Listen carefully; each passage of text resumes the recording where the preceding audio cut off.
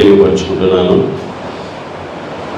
నేను బొమ్మూరు ప్రాంతంలో ఉన్నప్పుడు మా ఫ్రెండ్స్ సర్కిల్, అంటే అందరికీ ఫ్రెండ్స్ ఉంటారు, అలాగే నేను ఫ్రెండ్స్ కలిగి ఉండేవాడిని.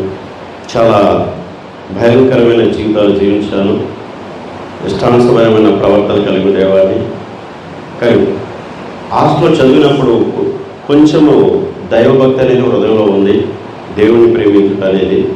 ఒక సమయం వచ్చినప్పుడు ప్రస్తుత పరిస్థితులు గమనించినప్పుడు మా నాన్నగారు మంచి జాబ్ చేసుకునేవారు, ఎందుకు సడన్గా చనిపోయారన్న ప్రశ్న వచ్చింది.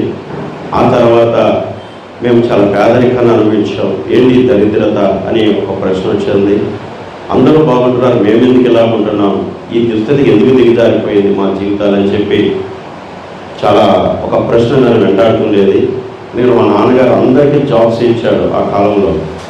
మేము తినే సమయం వచ్చిన మా నాన్నగారు చనిపోవడంతో మేము చాలా పేదరికాలు అనుభవించాము. ఆ సమయంలో మరి ఎవరైనా వస్త్రం, నాకు ఒక మంచి వస్త్రం తొడుక్కుంటే నాకు కూడా అలాంటి వస్త్రం ఉండాలని కోరుకునేవాడిని. ఎవరైనా ఒక మంచి నిక్కర వేసుకుంటే అలాంటి నిక్కర ఉండాలని కోరుకునేవాడిని. ఒక ప్యాంట్ వేస్తే అలాంటి ప్యాంట్ నాకు ఉండాలని కోరుకునేవాడిని. చాలా మరి దీనాతిస్థీనమైన స్థితిలో ఎదిగాం. చాలా సందర్భాలు మరి చాలా పేదరికమైన అనుభవాన్ని కలిగి ఉన్నాం. అయితే కొంచెం వచ్చి ఎదిగిన తర్వాత హృదయంలో ఒక ప్రశ్న ఉన్నది, ఇది ఇంకెప్పటికీ పేదరికంలోనే బతుకుతామా, ఇలాగే చనిపోతామా, మాకంటూ ఒక మంచి జీవితం అంటే ఈ లోకంలో లేదా అని నా ప్రశ్న నన్ను వెంటాడుతున్నప్పుడు నాతోటి స్నేహితులు చాలామంది మంచివారు అనుకున్న వాళ్ళందరూ నా కలం చనిపోవడం చూసి చాలా దుఃఖపడ్డాను. చనిపోయిన వాడు కూడా ఏమవుతుందో కూడా తెలియని పరిస్థితులు. అప్పుడు మరి నాకు ప్రార్థన కూడా ఎలా చేయాలో తెలియదు, దేవుడి సన్నిధికి ఎట్లా వెళ్ళాలో తెలియదు. చుట్టూరు చర్చస్ ఉన్నాయి, వాటి దగ్గరికి వెళ్ళాలన్న సిగ్గు, వెళ్ళాలన్న ఇబ్బంది చాలా రకాలుగా ఉండేది. ఒకరోజు నా హృదయంలో ప్రశ్న నన్ను వెంటాడుతుంది, ఎందుకు ఇలా ఉండాలి, ఒక మనిషిగా, ఒక మంచి మనిషిగా మనం ఎందుకు బతకూడదు అనే ఒక ప్రేరేపణ నాలో వచ్చినప్పుడు, అప్పుడు మా బొమ్మలోనే ఒక పాలిటెక్నిక్ కాలేజ్ ఉందండి, బిఆర్ అంబేద్కర్ పాలిటెక్నిక్ కాలేజ్. ఆ కాలేజీలో స్టూడెంట్స్ అందరూ కూడా బైబిల్ పట్టుకుని మంచి ఎంగేజ్లో వాళ్ళందరూ ఆ దారిలో నడుచుకుంటూ వెళ్తుంటే ఆ మెట్ల మీద నిలబడి బిల్డింగ్ పై చూస్తున్నాను నేను. అలాగా అలా సేమ్ ఏజ్లో నేనున్నానే, వాళ్ళు నేను ఒకే ఏజ్లో ఉన్నాం. ఈ వయసులో వాళ్ళు బైబిల్ పట్టుకుని నడిచి వెళ్తున్నారు చర్చ్కి బుధవారం ఈవినింగ్. అయితే నేను ఎందుకు ఇక్కడ నిలబడాలి, నేను ఎందుకు చెడ్డ మార్గాల గుండా వెళ్ళాలి, ఆ మంచి మార్గాలు కోరుకోవచ్చు కదా అని నా మనసులో ఒక ప్రేరేపణ పడుతున్నప్పుడు ఆ రాత్రి వాళ్ళంతున్న మార్గంలోనే చూసి అందరూ వెళ్ళిపోయాక చీకటి పడిన తర్వాత మరి నేను కూడా చర్చిలోకి వెళ్ళిపోయాను. అది పెందుకొచ్చి చర్చు. ఆ పాస్టర్ గారి పేరు జాగో, మా పెదనాన్నగారే, బంధువులే.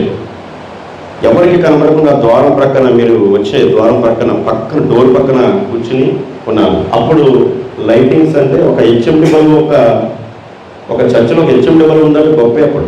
అప్పుడు ఇంచుమించు మీకు విషయం చెప్తున్నాను, 40 years ఇంచుమించు బ్యాక్ చెప్తున్నాను మీకు. మరి ఆ టైంలో లైట్ అలా ఎలగడం, చిన్న కాంతి ఇవ్వడమే చర్చిలో గొప్ప అప్పుడు.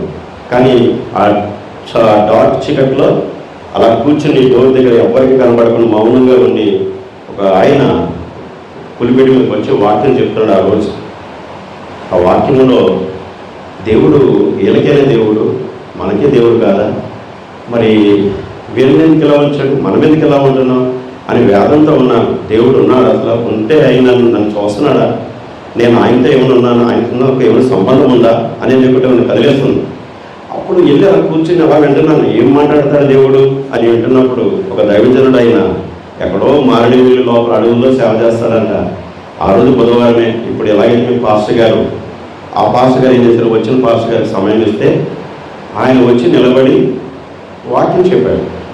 ఆ వాక్యంలో వాళ్ళకి అపోస్తుల కార్యాల గ్రంథం 17వ అధ్యాయంలో ఏమనంటే, మనం ఆయన యందు బ్రతుకుచున్నాం, మనం ఆయన యందు చలిస్తున్నాం, మనం ఎవరో ఆయనకు దూరంగా లేము, ఆయన మనల్ని గమనిస్తున్నాడు, ఆయన మనం చూస్తున్నాడు, మనం ఆయన యందు చలిస్తున్నామని మాట చెప్పగానే నా హృదయంలో ఏదో ఒక కదిలింపు జరిగింది. నా లోపల నా విత్తనం కదిలిందనమాట.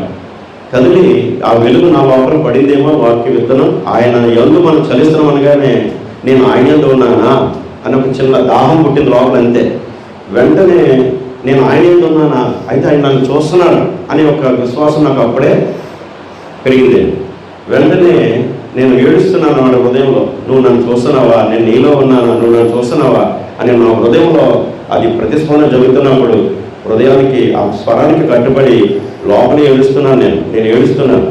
ఏమి ఏడుస్తున్నాను నాకు తెలియదు. ఆ ఏడుపులో అంతరంగంలో ఏడుపు వచ్చేస్తుంది. ఏంటంటే ఆయన వాక్యం చెప్పి ముగించగానే అందరూ ప్రార్థనలోకి వెళ్ళారు. అలా ఎప్పటి నుంచో మరి ఆ పెంతెకోస్తు సంఘంలో పెద్ద పెద్ద స్త్రీలు, తల్లులు, పెద్దవాళ్ళు ఉన్నారు. అందరూ చేతులెత్తి ప్రార్థన చేస్తున్నారు. వారి మధ్యలో నేను ఎలా ప్రార్థన చేయాలి, ఎలా దేవుని అడగాలో నాకు తెలియదు. ఆ టైంలో నేను కూడా మోకరించి చేతులెత్తి ఏడుస్తున్నాను, లోపలే ఏడుస్తున్నాను. ప్రభువా, నువ్వు నన్ను చూస్తున్నావు, నేను చూస్తున్నాను, నువ్వు నన్ను చూస్తున్నావు, నేను నీలో ఉన్నాను, నేను నీకు దూరంగా లేను. అయితే నన్ను గమనిస్తున్నావు అనమాట. నా పేదరికాన్ని, నా దరిద్రతను, నా పరిస్థితులను చూస్తున్నావు అనమాట. నా పుట్టుకు కూడా చూస్తున్నాను అనమాట అని నా హృదయంలో నేనే ఆ మాటకు ప్రేరేపితనే నేను మరి పాపిని ప్రభువా, నేను పాపిని ప్రభువా అని నాకు తెలియకుండా పాపిని అని ఒప్పుకుంటున్నాను. నేను ఆ ఒప్పుకోవడం ఎప్పుడైతే జరుగుతుందో మౌనంగా ఉండి ఏడుస్తున్నా నేను. నా స్వరము, నా ప్రార్థన ఎవ్వరికి వినబడదు. ఆ ద్వారం పక్కన నుండి ఏడుస్తున్నా నేను. కానీ అప్పటికే సంఘం అంతా కూడా వాళ్ళ ప్రార్థనలో ఉన్నారు. అని ఏడుస్తున్నప్పుడు నేనేమైందంటే నా దృశ్యమే మారిపోయింది. అక్కడ డోర్ పక్కన కూర్చున్న నేను అందరి మధ్యలోకి వచ్చి మోకరించి చేతులెత్తి ఏడుస్తూ ప్రార్థన చేస్తున్నట్టు నాకు ప్రార్థనలో నాకు ఆ దృశ్యం కనబడుతుంది. ఆ ఏడుస్తూ లోపలే పాపిని ప్రభా అంటే వెంటనే ఒక వెలుగు, ఒక హస్తంలాగా వచ్చి నా వెనక వీపుని కొట్టాడు. వీపుని చరిచాడు ఒక హస్తం. అలా వచ్చి అగ్ని, ఇంకో మాట చెప్తే అది అగ్నిశ్రమమే, వచ్చి నన్ను అగ్ని నాలుగులో పెంతెకోస్తు దినం ముందు అపోస్తులకు ఎలా కనబడిందో నాకు అలాగే కనబడి నా వీపుని చరిచాడు. ఆయన వీపుని కొట్టగానే వెంటనే పశ్చాత్తాపడుతూ ఏడవడం ప్రారంభించాను. పాపిని ప్రభువా నన్ను క్షమించు నాయన అని చెప్పి పెద్ద కేక పెట్టి సంఘం మధ్యలో కన్నీళ్లతో ఏడవడం ప్రారంభించాను. ప్రార్థన అంటూ రాని నేను ఎలా చేయాలో తెలియదు. నేను మరి 10 గంటలకు మోకాలు వేశాను. తెల్లవారుజామున 2 అయిపోయినా సరే ప్రార్థన వదలలేదని అలా ఏడుస్తూనే నా అతిక్రమణ పాపాలను ఒప్పుకుంటూ కన్నీళ్లతో ప్రభు దగ్గర ఏడవడం మొదలుపెట్టాను. ఆ సమయంలో దైవజనులు అలా ఇరువురు వచ్చి ఆ సంఘాన్ని అంతటిని పంపించేశారు. నా మీ చేతులు పెట్టి దేవుడి ఈ బ్రదర్ని దేవుడు దర్శించాడు, దేవుడి ఈ బ్రదర్ యొక్క పాపాలు క్షమించాడు, ఇతడు దేవుని కుమారుడు అని చెప్పి నా మీద చేతులు పెట్టి ప్రార్థన చేసి వారు వెళ్ళిపోయారు. ఈ రాత్రి ఇంకా నువ్వు ప్రార్థన చేసుకొని చెప్పి 2 గంటలకు వెళ్ళిపోయారు. ఆ ఉదయం దేవుడు వాక్యం, అప్పటి వరకు బైబిల్ లేదు, ఆ పులిపిట ఎప్పుడు ఇలాంటి బైబిల్ పెట్టుంటే తీసి ఏమైనా మాట్లాడతాడో దేవుడని వాక్యం చదివినప్పుడు తిమోతి రాసిన పత్రికలో ఒక మాట నన్ను కదిలించింది. అదేమిటంటే నా నామమున ప్రతి మోకాలు ఉండును అని దేవుడు మాట్లాడి ప్రార్థన ఆలకించాలని చెప్పి ఆయన ఏమన్నాడంటే ఈ స్థలమును వదిలిపెట్టి నువ్వు బయటకు రా అని చెప్పి ఆ మాట నాతో మాట్లాడింది. వెంటనే నాకు అప్పటికి విన్నాను తప్ప చదవని గ్రహం పోవలేదు. కానీ బయటకు వచ్చాను. వచ్చి మా నాన్నగారి బైబిల్ పాతది, ఓల్డ్ టెస్ట్ది, కొత్త నిబంధన మా నాన్నగారిది బైబిల్ ఎక్కడో ఒక స్టేజ్లో పెట్టింది, తుప్పట్టేసి ఉంటే దూరెట్టుంటే తీసి దులిపి అది నేను చదవడం ప్రారంభించాను. దేవుడు మాట్లాడటం మొదలుపెట్టాడు. హల్లెలూయా. ఆ తర్వాత నేను బైబిల్ కంటిన్యూ చదువుతున్నప్పుడు దేవుడు వాక్యంతోనే ప్రత్యక్షపరుచుకుంటూ ఉండేవాడు. ప్రత్యక్షపరుచుకున్నప్పుడు నేను ఏం జరిగిందంటే దేవుడు వాక్యం చాలా సందర్భాలు నాకు బయలుపరిచేవాడు. నాకు ఏదైనా ఒక వాక్యము చదువుతున్నప్పుడు అర్థం కాలేదనుకోండి, నేను మళ్ళీ మోకరించి ప్రార్థన చేసి దేవుని అడిగేవాడు. ఎందుకంటే దేవుడు వాక్యమై ఉన్నాడు, గ్రంథం పరిశుద్ధమైంది, వాక్యం దేవుడు అని నమ్మి నాకు అప్పటికి వర్తమానం కూడా తెలియదు అనమాట. నేను మోకరించి బైబిల్ చదివేవాడిని, మోకాల మీద చదవటం అలవాటు చేసుకున్నాను నా జీవితంలో. కనుక నేను బైబిల్ ఆ విధంగా చదివినప్పుడు దేవుడు నాతో మాట్లాడుతుండేవాడు.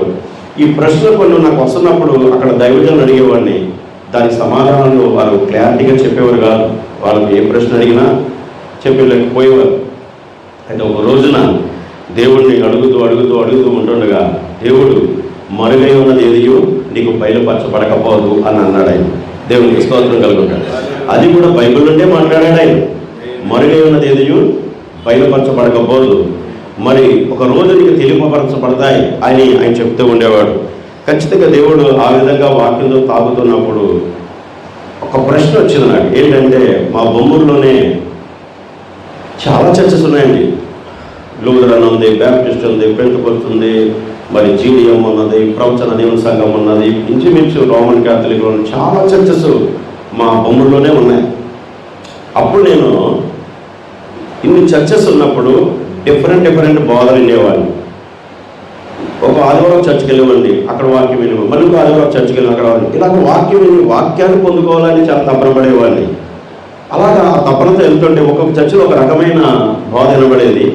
కానీ నా శక్తిని బట్టి దేవుడు కొంచెం వాక్యం ఏదో రూపంలో వచ్చేదో తిని తృప్తి చెంది వచ్చేసేవాడిని. కానీ నా ప్రశ్నకు సరైన సమాధానం దొరికేది కాదు. అయితే ఒకరోజు ఏం జరిగిందంటే, అందరి దగ్గరికి వెళ్ళి మాట్లాడుతూ చాలా ప్రశ్నలు అడిగేవాడిని. ఒకరోజు నాకు బాగా ఉపవాసం ఉండి ప్రార్థన చేయటం నాకు చాలా ఇష్టం. ఉపవాసం అంటే చాలా ఇష్టపడి చేసేవాడిని. ఒకరోజు ఉపవాసంలో ఉండి 6 గంటల నుంచి రాత్రి సాయంకాలము 6 నుంచి 9 అయ్యే వరకు కూడా ఉపవాసం ఉండి ప్రార్థన చేస్తూ దేవుని వేడుకుంటూ ఏడ్చాను. ఏడుస్తూ నేను ఏమడిగానంటే, ప్రభువా, అసలు ఇన్ని చర్చెస్ ఉన్నాయి కదా, ఇన్ని చర్చెస్లో ఒక దైవజనుడి కంటే ఒక దైవజనుడు పడదు, ఒకరి పోత ఒకరు పడదు, రకరకాలుగా ఉన్నారు. అందరూ ప్రేమ కలిగి ఉండాలంటారు, ప్రేమ చూపించమని అంటారు. కానీ ఈ సేవకుడు అంటే ఆ సేవకుడికి కిట్టదు, అతను ఇతనికి కిట్టదు.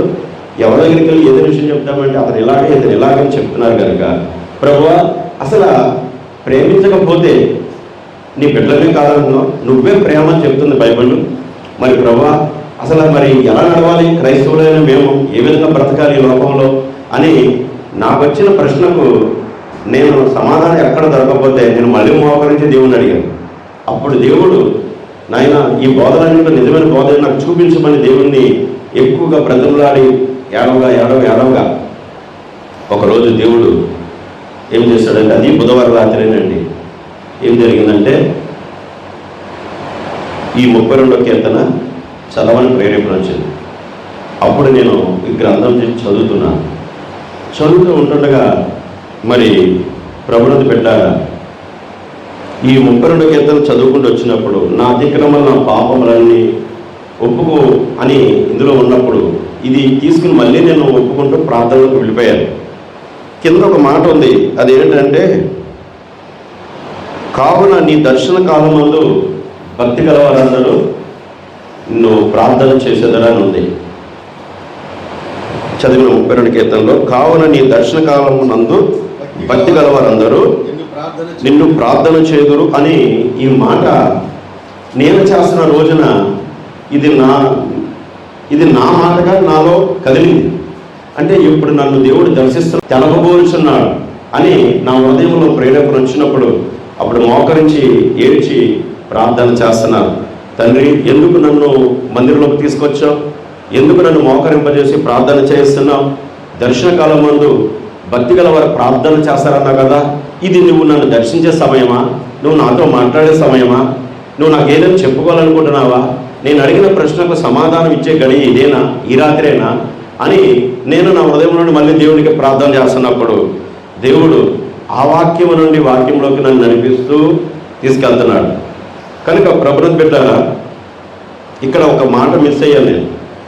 ఏమిటిదంటే, ఇలా ప్రార్థన చేసిన తర్వాత మా బొమ్మూరులో ఇన్ని డినామినేషన్ చర్చ్ చూసినప్పుడు ఒకరికొకరు పడట్లేదు, అందరూ రకరకాలుగా ఉంటున్నారు. నిజమైనది కావాలని వేచినప్పుడు దేవుడు నన్ను దర్శిస్తున్న సమయాన్ని మీకు చెప్తున్నాను. ఆ సమయంలో మరి నా భార్య నన్ను తీసుకెళ్ళి, అప్పుడు మాకు ఇంకా పిల్లలు పుట్టలేదు, అది ఇంచుమించు 1992 ఆ టైంలో నా భార్యను తీసుకెళ్ళి ఇంటికాడ పెట్టి, నువ్వు ఇక్కడ ఉండిపోయి రాత్రి నేను దేవుని కలుసుకున్న సమయము, ఎందుకో దేవుడు నాతో మాట్లాడాలనుకుంటున్నాను, నేను వెళ్తాను, నువ్వు ధైర్యంగా ఉండని చెప్పి నా భార్యను అక్కడ ఇంట్లో సింగిల్గా వదిలిపెట్టేసి ఆ కొండ ఉంటే కొండ మీద చర్చ్ ఉంటే ఆ చర్చిలోకి పోయి ఇక ప్రార్థన చేయడం జరిగింది. ఈ ప్రార్థన చేస్తున్నప్పుడు ప్రభువుని బిడ్డారా, దేవుడు దర్శించే సమయము ఆసనమైన నాకు తెలుస్తుంది. వెంటనే మోకరించి చేతులెత్తి ఏడుస్తున్నాను. చాలా ధారాళంగా కన్నీరు కారిపోతుందండి.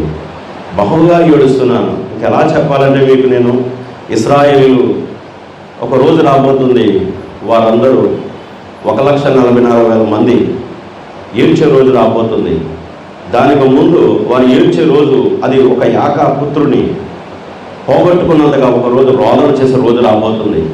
నా జీవితంలో నేను నాకు ఎవరు అవసరమో, ఎవరు కోల్పోయినో ఆయన పొందుకోవాలన్నంతగా నేను దుఃఖసాగంలో గెలిపోయాను. అంత వేదనతో నేను ప్రార్థన చేస్తూ ఉన్నాను. నా ప్రార్థన, నా ఏడుపు కూడా, దానిని యొక్క వివరణ గ్రహింపు కూడా అది వ్యక్తిగతంగా నాకు దేవుడితో జరిగిన సంభాషణ తప్ప పక్క వాళ్ళకి తెలియదు. అది కనుక నేను ఎలా ఏడ్చాను, ఎలా దుఃఖపడ్డాను అనేది మళ్ళీ నాకు దేవుడే వాక్యం ద్వారా నాకు తెలియపరుస్తూ వచ్చాడు. అయితే ఇక్కడ మరి ఇలాగ ఏడ్చి రోదన చేస్తున్న సమయంలో ఏం జరిగిందంటే, ఆ రాత్రి మొక్కకి ఏడుస్తున్నప్పుడు ఆ పులిపెట్టండి, ఇలా పులిపెట్టాయి. నేను అప్పుడు పులిపెట్ట వాళ్ళు మట్టి ముద్దతో వేసి కట్టారు దిమ్మ. అది ఒక చర్చ్ పాక అనమాట అండి. అక్కడికి వచ్చి మోకరించారు పులిపెట్ట దగ్గర. అక్కడ ఎవరు ఇలా వేయాలి అలా వేయాలి నాకు ఎవరు చెప్పలేదు. దేవుడి దగ్గర తగ్గించుకుని వినయంతో బ్రతులాడటం నేర్చుకున్నాను నా జీవితంలో. నేను అక్కడే మోకరించి చేతులు ఎత్తి దేవుడితో మాట్లాడుకుంటున్నాను. అప్పుడు ఏమని అడిగిన, తండ్రి ఈ రాత్రి నువ్వు తీసుకురావడానికి కారణం ఏంటి నాకు చెప్పిన ఆయన అడిగినప్పుడు పరిశుద్ధాత్మ నన్ను ఏం చేస్తుందంటే ఈ వాక్యంలో నుండి మళ్ళీ పై వరుసలోకి తీసుకెళ్ళింది. ఈ పై వరుసలో మీరు చూస్తున్నప్పుడు ఏం జరుగుతుందంటే, విస్తార జల ప్రవాహములు పొరలే వచ్చినను నిత్యముగా అవి వారి మీదకి రావు అన్నాడు. అప్పుడు విస్తార జలములు అన్నప్పుడు నేను దేవుని అడుగుతూనే ఉంటున్నాను, అవి నా మీదకి రాబోతున్న పరిస్థితులు అని దేవుడు నాకు చూపిస్తున్నాడు. తర్వాత కిందకు వచ్చినప్పుడు మరి ఇలాంటి పరిస్థితుల్లో ప్రభువా నువ్వు నన్ను కాపాడుతావు కదా అన్నప్పుడు, నా దాగు చోటు నీవే, శ్రమలో నుండి నీవు నన్ను రక్షించదవు అని ఈ మాట నా తరపున దేవుడితో మాట్లాడుతుంది. నేను చదువుతున్నాను కానీ నా అంతరంగంలో ఈ వాక్యం ఆయనతో మాట్లాడుతున్నట్టు నాకు కనెక్ట్ అవుతుంది. అంటే నాకు తెలియకుండా నాలోనే ఒక ధైర్యం అనేది దేవుడు నింపుతూ వచ్చాడు. తర్వాత ఇక్కడ చూడండి, విమోచన గానములతో నీవు నన్ను ఆవరించేదవు అని చెప్పి నీకు ఉపదేశం చేసేదను, నీవు నడవలసిన మార్గమును నీకు బోధించేదను, నీ మీద దృష్టి ఉంచి నీకు ఆలోచన చెప్పేదను అన్నాడు ఆయన. అప్పుడు ఆగి నీవు నాకు తెలపబోయే ఉపదేశం ఏంటి అని నేను దేవుని అడిగాను. నువ్వు నా మీద దృష్టి నిలిపి నాకు ఆలోచన చెప్తానంటున్నావు కదా, అది ఏంటి చెప్పు ప్రభు అని నేను దేవుణ్ణి ఆ రాత్రి అడుగుతున్నప్పుడు నా యొక్క మనసు ఎక్కడికి వెళ్ళిందంటే, బైబిల్లో యోహాను సువార్త 9-10 మధ్యలో ఒక పుట్టిగుడ్డవాడి దగ్గరికి వెళ్ళింది.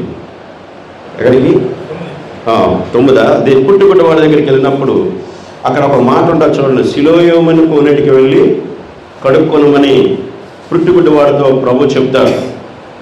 మరి నేను సాక్ష్యరూపంలో చెప్తాను కనుక మీరు వాక్యం చూస్తే చూడవచ్చు, లేదంటే నేను మామూలుగా చెప్పుకెళ్తానని వినండి. ప్రభు గుడ్డివాడికి ఏం చేశాడంటే, ఆయన ఉమ్ము పూసి మట్టిని పిసికి వాడికి పూసినని బైబిల్లో మనము చదివాం. అప్పుడు ప్రభు అన్నాడు, సిలోయోమని కోనేట్లోకి వెళ్ళి కడుక్కొనమనగానే వాడు కడుక్కుని శుద్ధుడయ్యాడు. నన్ను దేవుడు ఆ వాక్యం చదవమన్నాడు.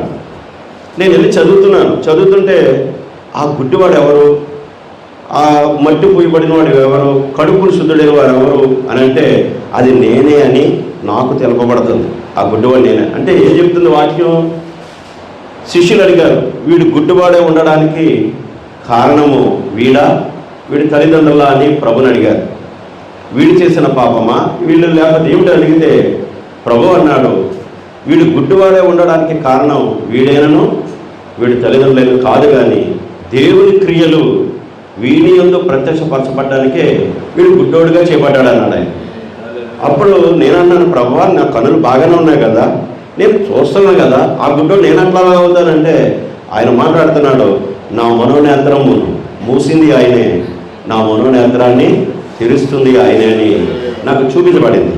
అంటే అది కూడా ఎలా వివరించబడుతుందంటే, మట్టి పూసాడు కన్నుకి, అక్కడ ఆ మట్టి ఒక మర్మముగా ముసుగుగా ఉంది, నాకు చూడలేకపోతున్నాడు, సత్యం గ్రహించలేకపోతున్నాడు, చదువుతున్నాను గ్రహింపు రావట్లేదు నాకు. అయితే నేను అడుగుతున్నప్పుడు అది తెరవబడుతుంది నాకు. నేను దేవుని అడుగుతున్నప్పుడు అది బయలుపాటు అవుతుంది, నా నేత్రం తెరవబడుతుంది, అర్థమవుతుంది. అప్పుడు నేను అడుగుతున్నాను, తండ్రి మరి సిలోయమని కోనేటు అనగా మరి ఏంటి అని అడిగాను. సిలోయమని కోనేరు అప్పుడు నీళ్లు ఉన్నాయి, మరి ఇప్పుడు నాకేది ప్రభువా సిలోయమని అనగా అన్నప్పుడు దాని మాటకి పుట్టినోట్లో కింద అర్థం ఉందండి. సిలోయమన్న మాటకు అర్థం పంపబడినవాడు అని ఉంది.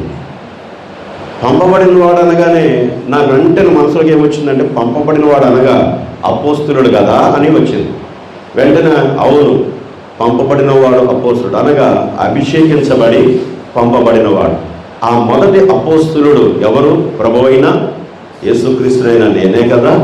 నీవు అపోస్తుల కార్య గ్రంథం చదివి కడుక్కోని మళ్ళీ ప్రేరేపణ వచ్చింది. అంటే అపోస్తుల కార్య గ్రంథము ఏమైందంటే సిలోయమను కోనేటికి సాదృశ్యంగా దేవుడు చూపిస్తున్నాడు. దాన్ని సిలోయమని మాటకు పంపబడిన వాడని అపోస్తుల గ్రంథంలోకి వెళ్ళి కడుక్కోమంటున్నాడు. ఎందుకంటే అంతకుముందే దేవుడు నన్ను దర్శించినప్పుడు నేను తొందరపడి ఏం చేశానంటే బాప్తిసము పొందడానికి ఆ రోజు ఆ సేవకుని అడిగాను. వాళ్ళు నన్ను తీసుకెళ్ళి రాజమండ్రి గోదావరిలో తండ్రి యొక్కయు కుమారుని యొక్కయు పరిశుద్ధాత్మ యొక్క నామంలో బాప్తిసం ఇచ్చేశారు వాళ్ళు. అయితే నాకు అది తీసుకున్నాను కానీ నాకు తృప్తి అవ్వలేదు, ఏదో సాటిస్ఫాక్షన్ అవ్వలేదు. కానీ దేవుణ్ణి అడుగుతూనే ఉన్నాను ప్రతిదీ.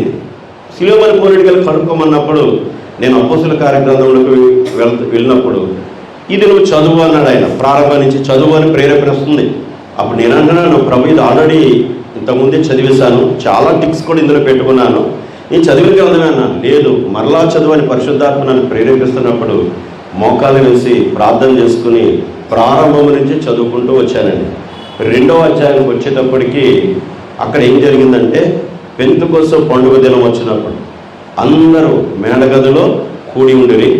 తల్లి అయిన మరియ కూడా అక్కడ ఉన్నది. 120 మంది వారు ప్రార్థించినప్పుడు పరిశుద్ధాత్మ అగ్ని నాలుకల వలె దిగివచ్చి ఒక్కొక్కరి మీద రాలగా అందరూ పరిశుద్ధాత్మ నిండుకున్న వారే ఆత్మ వారికి వాక్శక్తిని అనుగ్రహించే కొలది అన్య భాషలు మాట్లాడసాగిరి అని ఆ వాక్యము చదువుతున్నప్పుడు అది మీకు ఇక్కడ ఏదో మామూలుగా చెప్తున్నాను కానీ అది చదివిన సందర్భం చాలా అద్భుతమైన సందర్భం అండి. అది అక్షరాలు ఏమైనాయి అంటే చదువుతున్నప్పుడు అక్షరాలు అగ్నిలా మారే బైబిల్లో, అగ్ని వల్లే మండుతూ కనబడుతున్న అక్షరాలు బైబిల్లో. అవి నన్ను ఎంతో, నాకు ఒక భయంకరమైన దృశ్యం ఏర్పడుతుంది, అదే సమయంలో భయం వస్తుంది, అదే సమయంలో ధైర్యం వచ్చేస్తుంది, అదే సమయంలో చాలా అద్భుతమైన విషయాలు నాకు దేవుడు బయలుపరుస్తున్నాడని సంతోషం కూడా పుట్టుకొస్తుంది. ఒక ప్రక్కన శరీరం వణుకుపోతుంది, ఒక ప్రక్కన ఆత్మలో ఆనందం కూడా పుట్టుకొస్తుంది. అది చదువుకుంటూ వచ్చినప్పుడు అప్పుడు బాప్తిజం గురించి బోధన గురించి నాకు చూపిస్తున్నాడు. ఎందుకంటే నీవు నడవవలసిన త్రోవను నేను నీకు చూపెదను, నీ మీద దృష్టిని నిలిపి నీకు ఆలోచన చెప్పేదను అని ఆ మాటలు మళ్ళా నా జ్ఞాపకం వచ్చినప్పుడు నేను నడవలసిన త్రోవ ఏంటి ప్రభువా అని అడుగుతున్నాను. అంటే భౌతికంగా నేను ఆలోచించుకున్నది ఏంటంటే, నేను ఎక్కడికైనా వెళ్ళాలా, నేను ఎవరి దగ్గరికైనా వెళ్ళాలా, ఏమైనా చెప్పాలా, అలాగే ఆలోచన వస్తుంది. కానీ నాకు నువ్వు నడవలసిన త్రోవ ఏంటంటే వాక్యంలో నుండి వాక్యంలోకి అంటున్నాడు ఆయన. వాక్యంలో నుండే వాక్యంలోకి వెళ్తూ ఉండి అంటున్నాడు. అంటే ఏం చెప్పాడంటే, ఇదిగో మారు మనసు పొంది పాప క్షమాపణ నిమిత్తం ప్రతివాడు యేసుక్రీస్తు నామమున బాప్తిసం పొందుడి, అప్పుడు మీరు పరిశుద్ధాత్మను వరం పొందుదురు. ఇది మీకును మీ పిల్లలకును ప్రభు తన యొద్దకు పిలుచుకున్న వారందరికీ చెందునని ప్రభు పేతురు నుండి చెప్పిన వాక్యాన్ని నాకు చూపించాడు ఆయన. అప్పుడు అది నా హృదయాన్ని హత్తుకుంది. వెంటనే అక్కడే నా అంతరంగంలో ఒక మార్పు జరిగింది, పరిపూర్ణమైన ఒక మార్పు వచ్చేసింది. ఏమిటంటే ఇక నేను నడవలసిన త్రోవ ఇదే, నాకు ఇవ్వబడుతున్న బోధ ఇదే, ఈ బోధయే నిజమైన బోధ. ఇంతకాలం నేను నడిచిన బోధ కరెక్ట్ అయింది కాదు, సరైన బోధలోకి, సరైన త్రోవలోనికి, సరైన మార్గంలోకి దేవుడు నన్ను తీసుకుని వచ్చాడని చెప్పి వెంటనే అంతరంగంలో నాకు ప్రత్యక్షపరిచిన వాక్యాన్ని బట్టి దేవునికి ఆ రోజే ఆ క్షణమే పరిపూర్ణంగా నేను సరెండర్ అవ్వడం జరిగిందండి. వింటున్నానండి? మీకు ఆమె చెప్పాలని ఆశ ఉంటే చెప్పండి, దానికి నో ప్రాబ్లం. అంటే నేను సాక్ష్యం చెప్తున్నాను కనుక నేను వాక్య రూపంలో చెప్పలేకపోతున్నాను. నేను వాక్య రూపంలో చెప్తే అది వేయి ఇంకలా ఉంటుంది. ఇది విట్నెస్ కనుక మీకు ఇలా పంచుకుంటూ వస్తున్నాను. కానీ ఎప్పుడైతే నేను దేవుని అడిగాను కదా, అంతకుముందు ప్రార్థించానండి. ఈ సంఘాల మధ్యలో, ఈ బోధల మధ్యలో నిజమైన బోధ ఏంటి ప్రభు అని నేను దేవుని అడిగాను. దేవుడు నాకు అపోస్తలుల బోధ చూపించాడు. ఈ బోధ తప్ప వేరొక బోధ లేదని దేవుడే బైబిల్లోనే నాకు తెలియపరిచాడండి. నాకు ఏ మనుష్యుడు బోధించలేదు బ్రదర్, నాకు ఏ పాస్టర్ గారు చెప్పలేదండి, ఏ దైవజనుడు నాకు ఈ బోధను బయలుపరచలేదు. ఈ బోధను దేవుడు డైరెక్ట్గా దేవుడు తన ఆత్మ ద్వారా గ్రంథము నుండి నాకు రివైల్ చేశాడు, ఆయన తెలియపరిచాడు. అందుని బట్టి ప్రభుకు మహిమ కలుగును గాక. కనుక ప్రభుని పెట్టారు. మరి ఆ రోజు ఆ బోధ నేను చదివానేమో, దానికి ముందు 2 విషయాలు జరిగాయి. అదేంటంటే ఆదికాండంలో వాక్యం అబ్రహాము దగ్గరకు వచ్చిందని, క్రొత్త నిబంధనలో వాక్యము యోర్దాను నది దగ్గర ఉన్న బాప్తిస్మిచ్చు యోహాను యొద్దకు వచ్చిందని. ఈ వాక్యం వచ్చడం ఏంటి, రావటం ఏంటి ఒక ప్రశ్నే నాకు దేవుడు పూర్తిగా బయలుపరుచుకుంటూ వాక్యము ఈ కాలంలో వచ్చి ఉన్నదని నాకు దేవుడు గ్రంథం నుండి బయలుపరిచాడు అనమాట. అది ఎప్పుడైతే అపోస్తలుల బోధ వచ్చిందో ఇదే నిజమైన బోధ, ఈ బోధ తప్ప వేరొక బోధ లేదు. అయితే ఈ బోధ కానిది ఏదైనా బోధించబడుతుందంటే అది అబద్ధ బోధే, తప్పుడు బోధే. అయ్యో లూథరన్ తప్పులో ఉంది, బ్యాప్టిస్ట్ తప్పులో ఉంది, పెంతెకోస్తు తప్పులో ఉంది, ఆల్ డినామినేషన్స్ అన్నీ కూడా తప్పులో ఉన్నాయి. నిజమైన బోధ ఇప్పుడు నేను మోకరించి ప్రార్థన చేస్తున్న ఈ చర్చిలో ఉన్న దైవజనులు కూడా తప్పుడు బోధలను ఉండిపోయారే అని నేను ఆ రాత్రి కన్నీరు విడుస్తూ వారి విషయమై ప్రార్థన చేస్తూ ఉంటుండగా అప్పుడు దేవుడిని అడుగుతున్నాను. మళ్ళీ కిందకి అడుగుతూనే వచ్చానండి.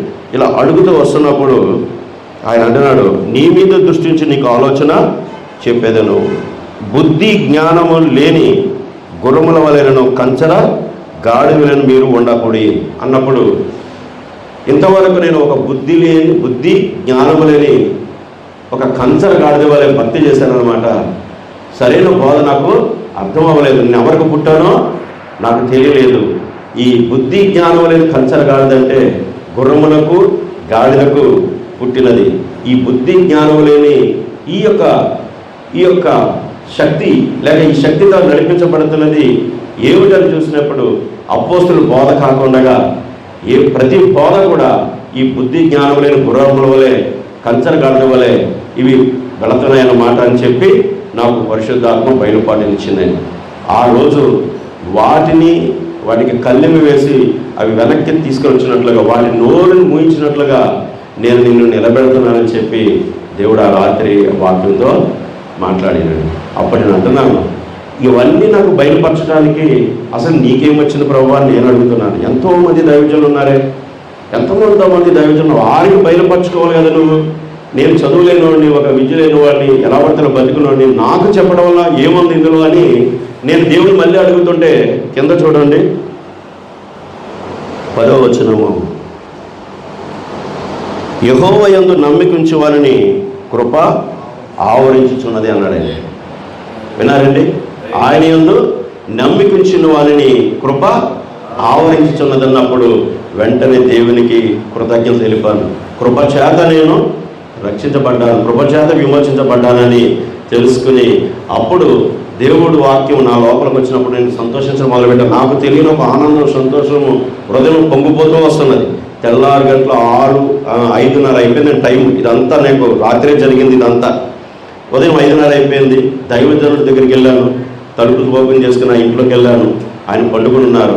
పాస్టర్ గారు అని చెప్పని లేవలేదు. అప్పుడు వెంటనే ఆయన ఇచ్చిన మంచినీళ్ళు, ఆయన ఇచ్చిన టార్చ్ లైట్ అక్కడ పెట్టి, ప్రభువా ఈ దైవజనుడికి ఎలా చెప్పను, ఈయనైతే ఇప్పుడు తండ్రి కుమార పరిశుద్ధాత్మ నామములో బాప్తిసం ఇచ్చి ఇదే నిజమైన బోధన పల్లబుద్ధి బోధిస్తున్నారు, అయినా మంచి కోపంగా ఉంటారు, ఇంతవరకు ఈయన చాలా సిన్సియర్ పాస్టర్ అని నేను నమ్మాను, ఇలాగ నా ప్రతి సంఘాన్ని నేను నమ్మాను, ఇప్పుడైతే వాస్తవమైన వెలుగును చూపించావు, ఇప్పుడు ఈ బొమ్మూరు ప్రాంతంలో ఈ సత్యం ఎరిగిన వాడు నేనేనా, లేక ఈ తూర్పుగోదావరి జిల్లాలో సత్యం ఎరిగిన వాడు నేనేనా, లేక ప్రభువా ఏంటో నాకు అర్థం అవ్వట్లేదు, ఇది సత్యమని నేను బోధిస్తే ఇప్పుడు వీళ్ళందరూ ఏం చేస్తారు, నన్ను రాళ్ళతో కొట్టి చంపుతారు, ఇవన్నీ జరుగుతాయి కదా అని నా హృదయంలో ఇది చెప్పడానికి కొంత భయం వస్తుంది.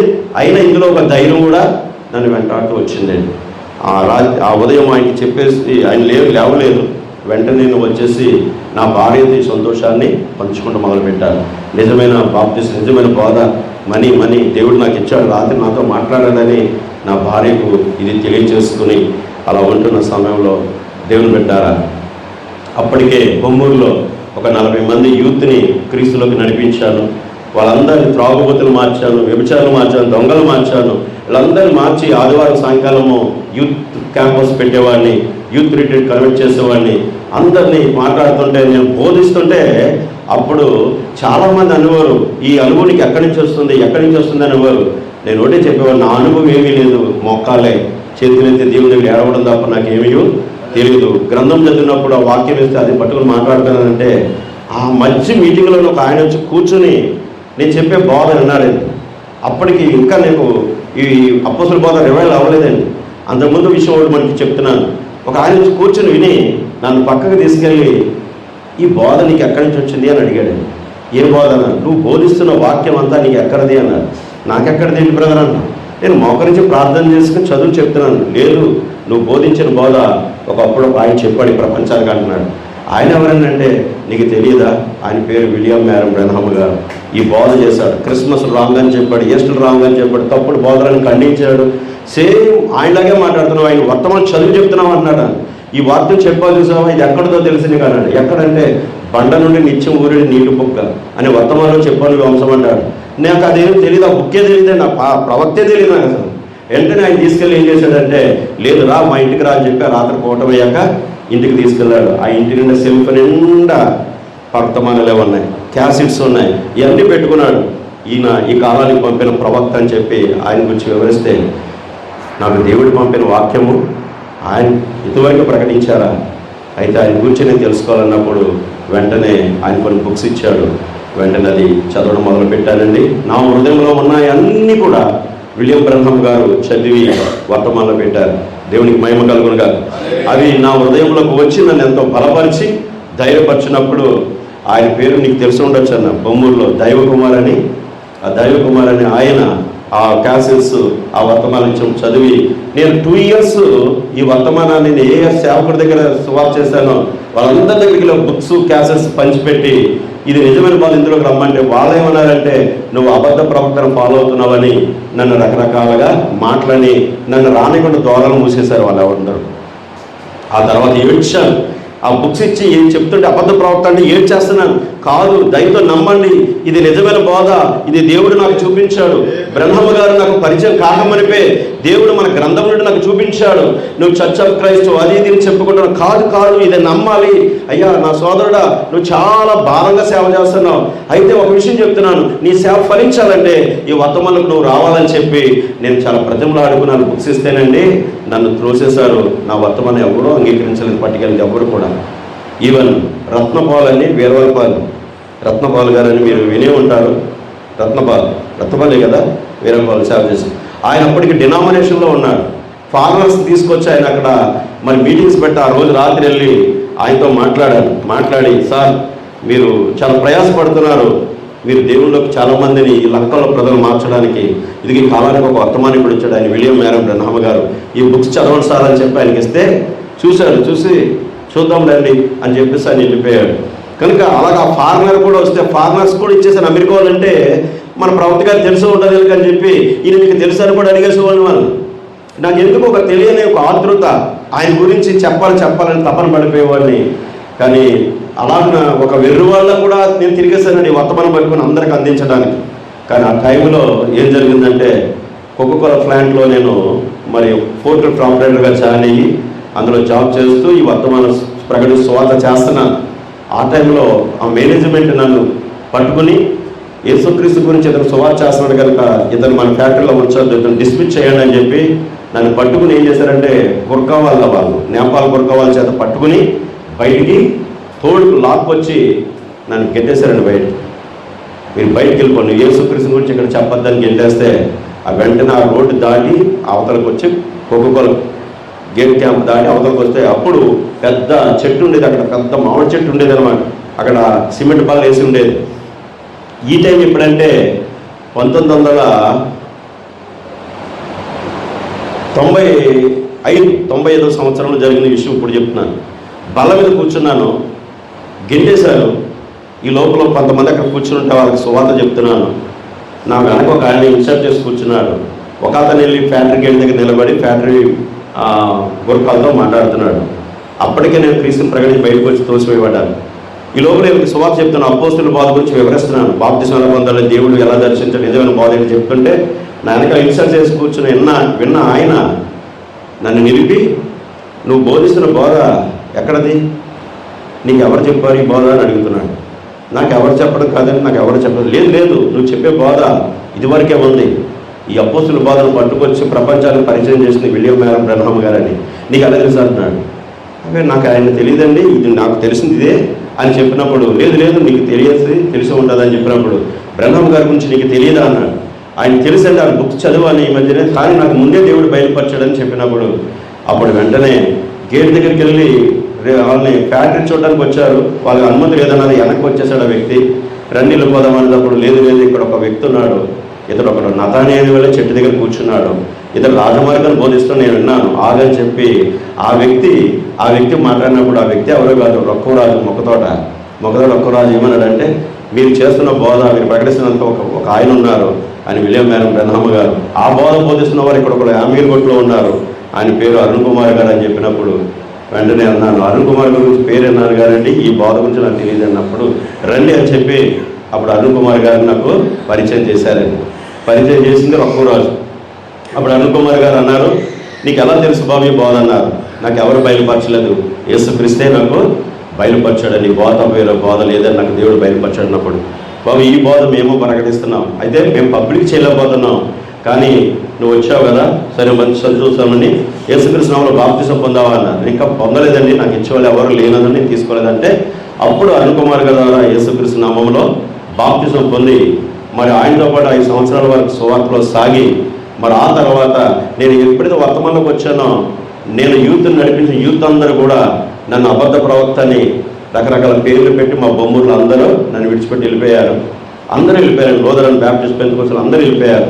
కానీ దేవుడు నాకు ఇచ్చిన దర్శనం ప్రకారము నా పని అక్కడ కాదని దేవుడు నాకు చూపించి, వెంటనే నేను కాటన్కొన దేవుని పరిచర్యకి మరి అరుణ్ కుమార్ గారి చేత పంపించబడ్డానండి.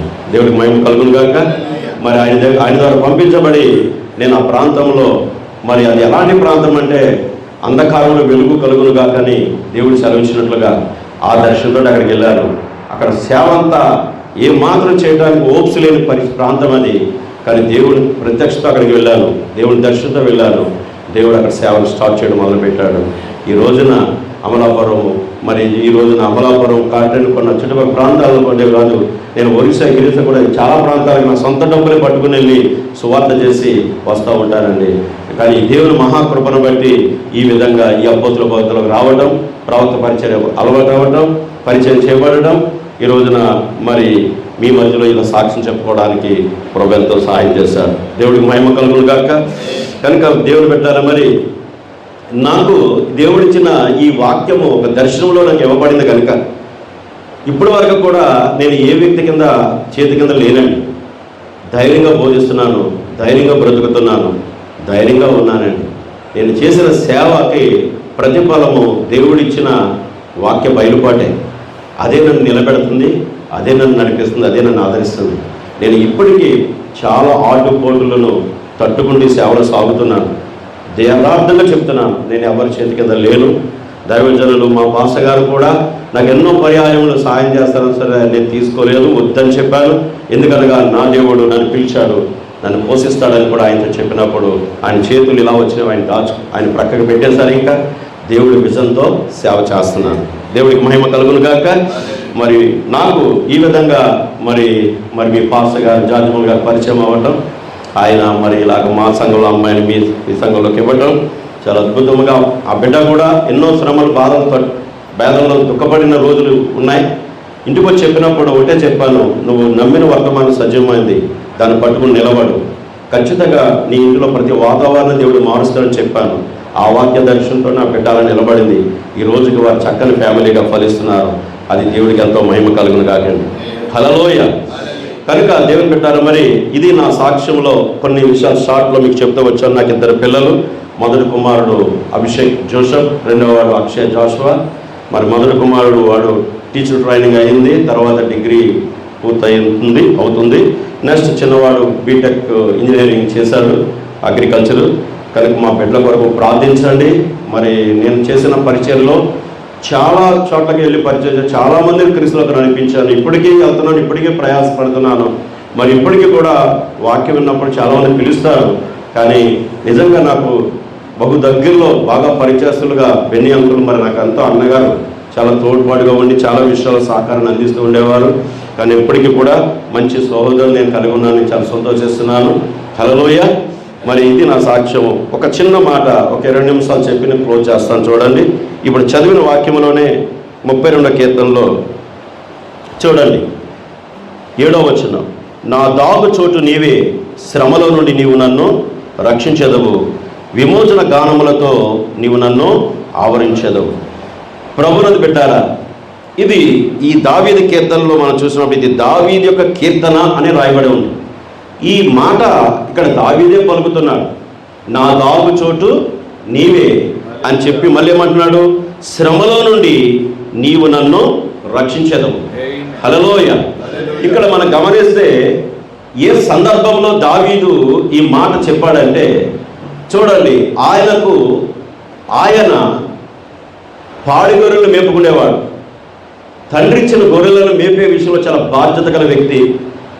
అరణ్యమును తోలుకుని వెళ్ళినప్పుడు సింహం వచ్చినప్పుడు సింహంతో ఎట్లా పోట్లాడాలో, దానిని ఎలా జయించాలనేది సమూయేలు ప్రవక్త అతని మీద కొమ్ముతో తైలము నింపి తనను పోసినప్పుడు ఆత్మ దిగవచ్చి దావీదుని ఆ రోజు నుంచే దేవుని ఆత్మ బలముగా దావీదుని నడిపిస్తూ వస్తుంది. హల్లెలూయా. సమూయేలు చేత అభిషేకింపబడినప్పుడు ఆ వెళుతున్న ఆ సందర్భం వేరు. అభిషేకించబడిన తర్వాత అతడు చాలా బలముతో సేవలో బలముతో గొర్రెలను మేపుతున్నాడు. అతడికి గొర్రెల మీద చాలా బాధ్యత పెరిగింది. తండ్రి అప్పగించిన ప్రతి గొర్రెను కూడా తప్పిపోలేకుండా సింహము నోటి నుండి తప్పించడానికి తనకి సహకారులు ఎవరు లేకపోయినా తనను మాత్రం అభిషేకించిన అభిషేకము తన మీద ఉండటం తను ఎరిగి ఉన్నాడు. ఆ అభిషేకం అతని మీద ఉన్నప్పుడు ఆ అభిషేకముతో గొర్రెలను నేను కాయగలను అనే ప్రత్యక్షత అతను కలిగి ఉన్నాడు. ఆ అభిషేకం అతని మీద ఉన్నప్పుడు ఆ గొర్రెలను ఏదైనా ఖర్చుకుని తీసుకుని వెళితే తోడేలైనా సరే, వేట కుక్క అయినా సరే, సింహం అయినా సరే, ఎలుగుబంటి అయినా సరే, దాని నోట నుండి విడిపించుకోగలిగిన సామర్థ్యం కూడా నాకు ఉన్నదని దావీదు ఎరిగి ఉన్నాడు. దేవునికి స్తోత్రం కలుగును గాక. ఎందుకంటే పెంతెకొస్తు పండుగ దినమందు మేడగదులు 120 మందితో పాటు చూసారా, వాళ్ళలో ప్రధానుడిగా ఉన్న ఒక పేతురు ఆత్మతో నింపబడిన తర్వాత అతడు నిలబడి బహుధైర్యంగా యూదులకు సువార్త ప్రకటిస్తున్నాడు. అతను ఆత్మ దిగిరానప్పుడు అతను మేడగదిలో ఒక చోటన భయంగా ఉన్నారు వాళ్ళు. పరిశుద్ధాత్మతో ఎప్పుడైతే అతను నింపబడ్డాడో అతడు పబ్లిక్లోకి వచ్చాడు, బయటకు వచ్చాడు, ధైర్యంగా నిలబడ్డాడు. ఏమని మాట్లాడుతున్నాడంటే, మీరు ఊహించినట్టు వీరు మద్దులు కారు. అంచె దినములందు నా ఆత్మను ప్రతి వారి మీద కుమ్మరిస్తాను. మీ కుమారులు దర్శనములు కలిగితే మీ కుమార్తెలు దర్శనములు పొందుకుంటారు, వీరు ఆత్మను పొందుకుంటారు, వృద్ధులు కలలు కందురని ఈ వచనము, ఈ వాక్యము ప్రవక్త యేవేలు 400 సంవత్సరాల క్రితమే ప్రవచించిన వాక్యం ఇదిగో మా మీద నెరవేరుతుందని చెప్పి ఏం చేశాడంటే, ప్రభునందు బిడ్డారా, ధైర్యంగా నిలబడి పేతురు మాట్లాడుతున్నాడు. ప్రభుకి మహిమ కలుగునుగా. ఆ ధైర్యం ఎట్లా వచ్చింది చూసారా? ఆ ధైర్యం ఎట్లా వచ్చిందంటే దేవుని ఆత్మ పౌలు మీదకి, ఆ పేతురు మీదకి దిగినప్పుడు భయం అతని నుండి పోయింది. ధైర్యంతో నిలబడ్డాడు. ఎలాంటి ధైర్యం అంటే, జీవించుతున్నది నేను కాదు, క్రీస్తే నా యందు జీవిస్తున్నాడని గొప్ప ధైర్యం అతనికి ఇవ్వబడింది. దేవునికి మహిమ కలుగును గాక. ఎందుకంటే ప్రభునందు బిడ్డారా, అతనిలో ఉన్న ఆత్మ యొక్క అభిషేకం అది సింహపు అభిషేకం అయి ఉన్నది. సింహము అరణ్యములకు కింగ్ అయి ఉన్నది, రాజు అయి ఉన్నది. అది దేనినైనా సరే ధైర్యంగా ఎదుర్కోగలిగిన పెద్ద జీవుగా దాన్ని మనం చూస్తాం. దానికి ధైర్యము ఎక్కువండి. హల్లెలూయా. ఎందుకనగా నీతిమంతులు చూడండి సింహం వలె ధైర్యంగా ఉందురు అన్నాడు. కనుక పాపం అనేది ఎప్పుడైతే పేతురు నుండి బయటకు పోయిందో, అగ్ని బాప్తిస్మం పరిశుద్ధాత్మతో ముద్రించబడ్డాడో, ఆ రోజు నుంచే ప్రభునందు బిడ్డారా అతడు ఎవ్వరికి భయపడక ధైర్యంగా నిలబడి యూదులకు సువార్త చేయట మనం చూస్తున్నాం. హల్లెలూయా. అప్పటి వరకు యూదులు చంపేస్తారని భయపడిన వ్యక్తి ధైర్యవంతుడిగా ఉన్నాడని దానికి కారణము ఆ దావీదు మీదకి దిగి వచ్చినట్లుగానే అభిషేకము పేతురు మీద కూడా దిగి వచ్చినప్పుడు పేతురు ధైర్యంగా నిలబడగలిగాడు. సత్యమేనంటారు ఇది. దేవునికి మహిమ కలుగును గాక. ఈరోజు మిమ్మల్ని నేను అడుగుతున్న ప్రియ బిడ్డలారా, మీరు ఎందుకు ఇంత ధైర్యంగా ఈ రాత్రి బుధవారం వచ్చి ఈ కూడికలో కూర్చున్నారు? దీనికి కారణం, మిమ్మల్ని పిలిచిన వాడు ధైర్యవంతుడు, మీకు వర్తమానం ఇచ్చిన వాడు ధైర్యవంతుడు, మీకు మారు మనసు పొంది ప్రభువైన యేసుక్రీస్తు నామములో తీసుకొచ్చిన వాడు ధైర్యవంతుడు. ఆయన మరి మిమ్మల్ని ప్రభువైన యేసుక్రీస్తు నామములో బాప్తిసం ఇచ్చి శాఖ నుంచి విడిపించిన వాడు ఆయన ధైర్యవంతుడై ఉన్నాడు. ఆయన ఎందుకనగా ఆ ధైర్యవంతుడి యొక్క వాక్యం మిమ్మల్ని తాకింది కనుకనే మీరు ఈ రోజున మారు మనసు పొంది పాప క్షమాపణ నిమిత్తము ప్రభువైన యేసుక్రీస్తు నామమున బాప్తిసం పొంది మరి ఏ విధముగా కూడా శాఖ సంబంధమైన ఆచారాలు పాటించకుండా మన చుట్టూరు ఉన్న ప్రజల యొక్క ప్రవర్తన ప్రకారం మనం వెళ్ళకుండా మన ఒక ప్రత్యేకమైన జనులుగా ఎందుకు ఈ భూమి మీద జీవిస్తున్నామంటే మన ప్రత్యేకంగా పిలిచిన వాడు, నిలబెట్టిన వాడు ఆయన మన ప్రభువైన క్రీస్తు అయి ఉన్నాడు. ఆయన ఎక్కడ భయపడలేదండి. పిలాతు దగ్గర భయపడలేదు, ఏ రోజునే రాజు దగ్గర భయపడలేదు, ఇశ్రాయేలు మతము దగ్గర కూడా భయపడలేదండి. ఎవరి దగ్గర అయినా సరే ఆయన ధైర్యంగా నిలబడ్డాడు. ఎందుకనగా సత్యము, ఎంతైనా సత్యము ఏమవుతుందంటే ధైర్యంగా నిలబడుతుంది. సత్యమే దేవుడు వాక్యమై ఉన్నది. ఆ వాక్యమే దేవుడు మనకి కాలంలో పంపిన ప్రవక్త వర్తమానమై ఉన్నది. హల్లెలూయా. అందుకని చూడండి, దావీదు మరి అభిషేకంతో వెళ్ళాడు. ఆ సింహము నోటన పడిన గొర్రె పిల్లని విడిపించుకుంటాకి చాలా ధైర్యంగా వెళ్తున్నాడు ఆయన. ఎందుకని నా తండ్రి అప్పచెప్పిన ఒక గొర్రె కూడా అపవాది ఎత్తుకుపోవడం నేను ఇష్టపడిన అన్నాడు. నా తండ్రికి నేను ఖచ్చితంగా మళ్ళీ బాధ్యతగా దాన్ని అప్పగించాలి. దేవునికి స్తోత్రం కలుగును గాక.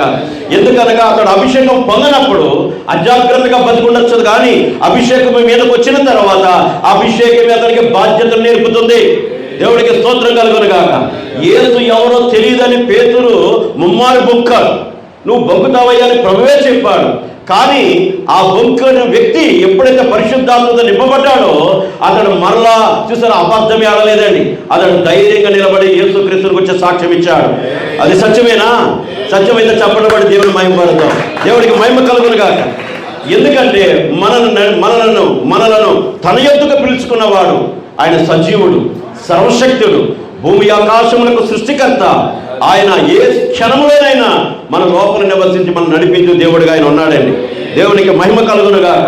చూడండి, ఇక్కడ పేతురు గుర్చి ఇలా చూసినప్పుడు దావీదు సింహం ఎత్తుకుపోతుంటేనంట ఒక్కసారి అనుకున్నాడంట, పూర్తిగా అది నోటిని ఖర్చుకుని వెళ్ళిపోతుందంటే ఆ గొర్రె పిల్లని ఇంచుమించు దాని పళ్ళలో పడినప్పుడు, దాని కోరలో పడినప్పుడు కనీసము చాలా పార్ట్ అది కొరికి వేస్తుంది. అయినా నా తండ్రి గొర్రెలు ఏమైనవి అని అడిగితే నా సాయశక్తిలో పోరాడినప్పుడు ఒక కాలు దొరికింది నాన్నగారు, ఇదిగో రుజువు అని చెప్పాలి, మా డాడీకి ఏదో ఒక రుజువుని నేను తీసుకుని వెళ్ళాలని అతడు తృష్ణతో, ఆతృతతో, ధైర్యముతో ఆ గొర్రె పిల్లలో ఏదో ఒక భాగమును విడిపించాలని తన కృషితో, తన ప్రయత్నంతో దాని మీదకి దూకాడే. దేవునికి స్తోత్రం కలుగునుగాక.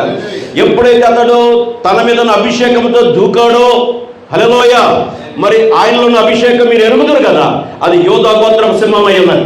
ఆయన ఆ అభిషేకము ఆయనకి ధైర్యం ఇచ్చినప్పుడు ఆ సింహమును ఒక్క గుద్దు గుద్ది దాని నోరుని తెరిచి దాని నోట్లో ఏం చేశాడు ఆయన? గొర్రెపిల్ల కాలేని ఇడిపిందామని లాగు ప్రయత్నం చేశారంట. గొర్రెపిల్లే వచ్చిందంట దగ్గరికి. ప్రభుకి మహిమ కలుగును గాక. ఈ రాత్రి ఈ మాటను మీరు లోతుగా పట్టుకోండి.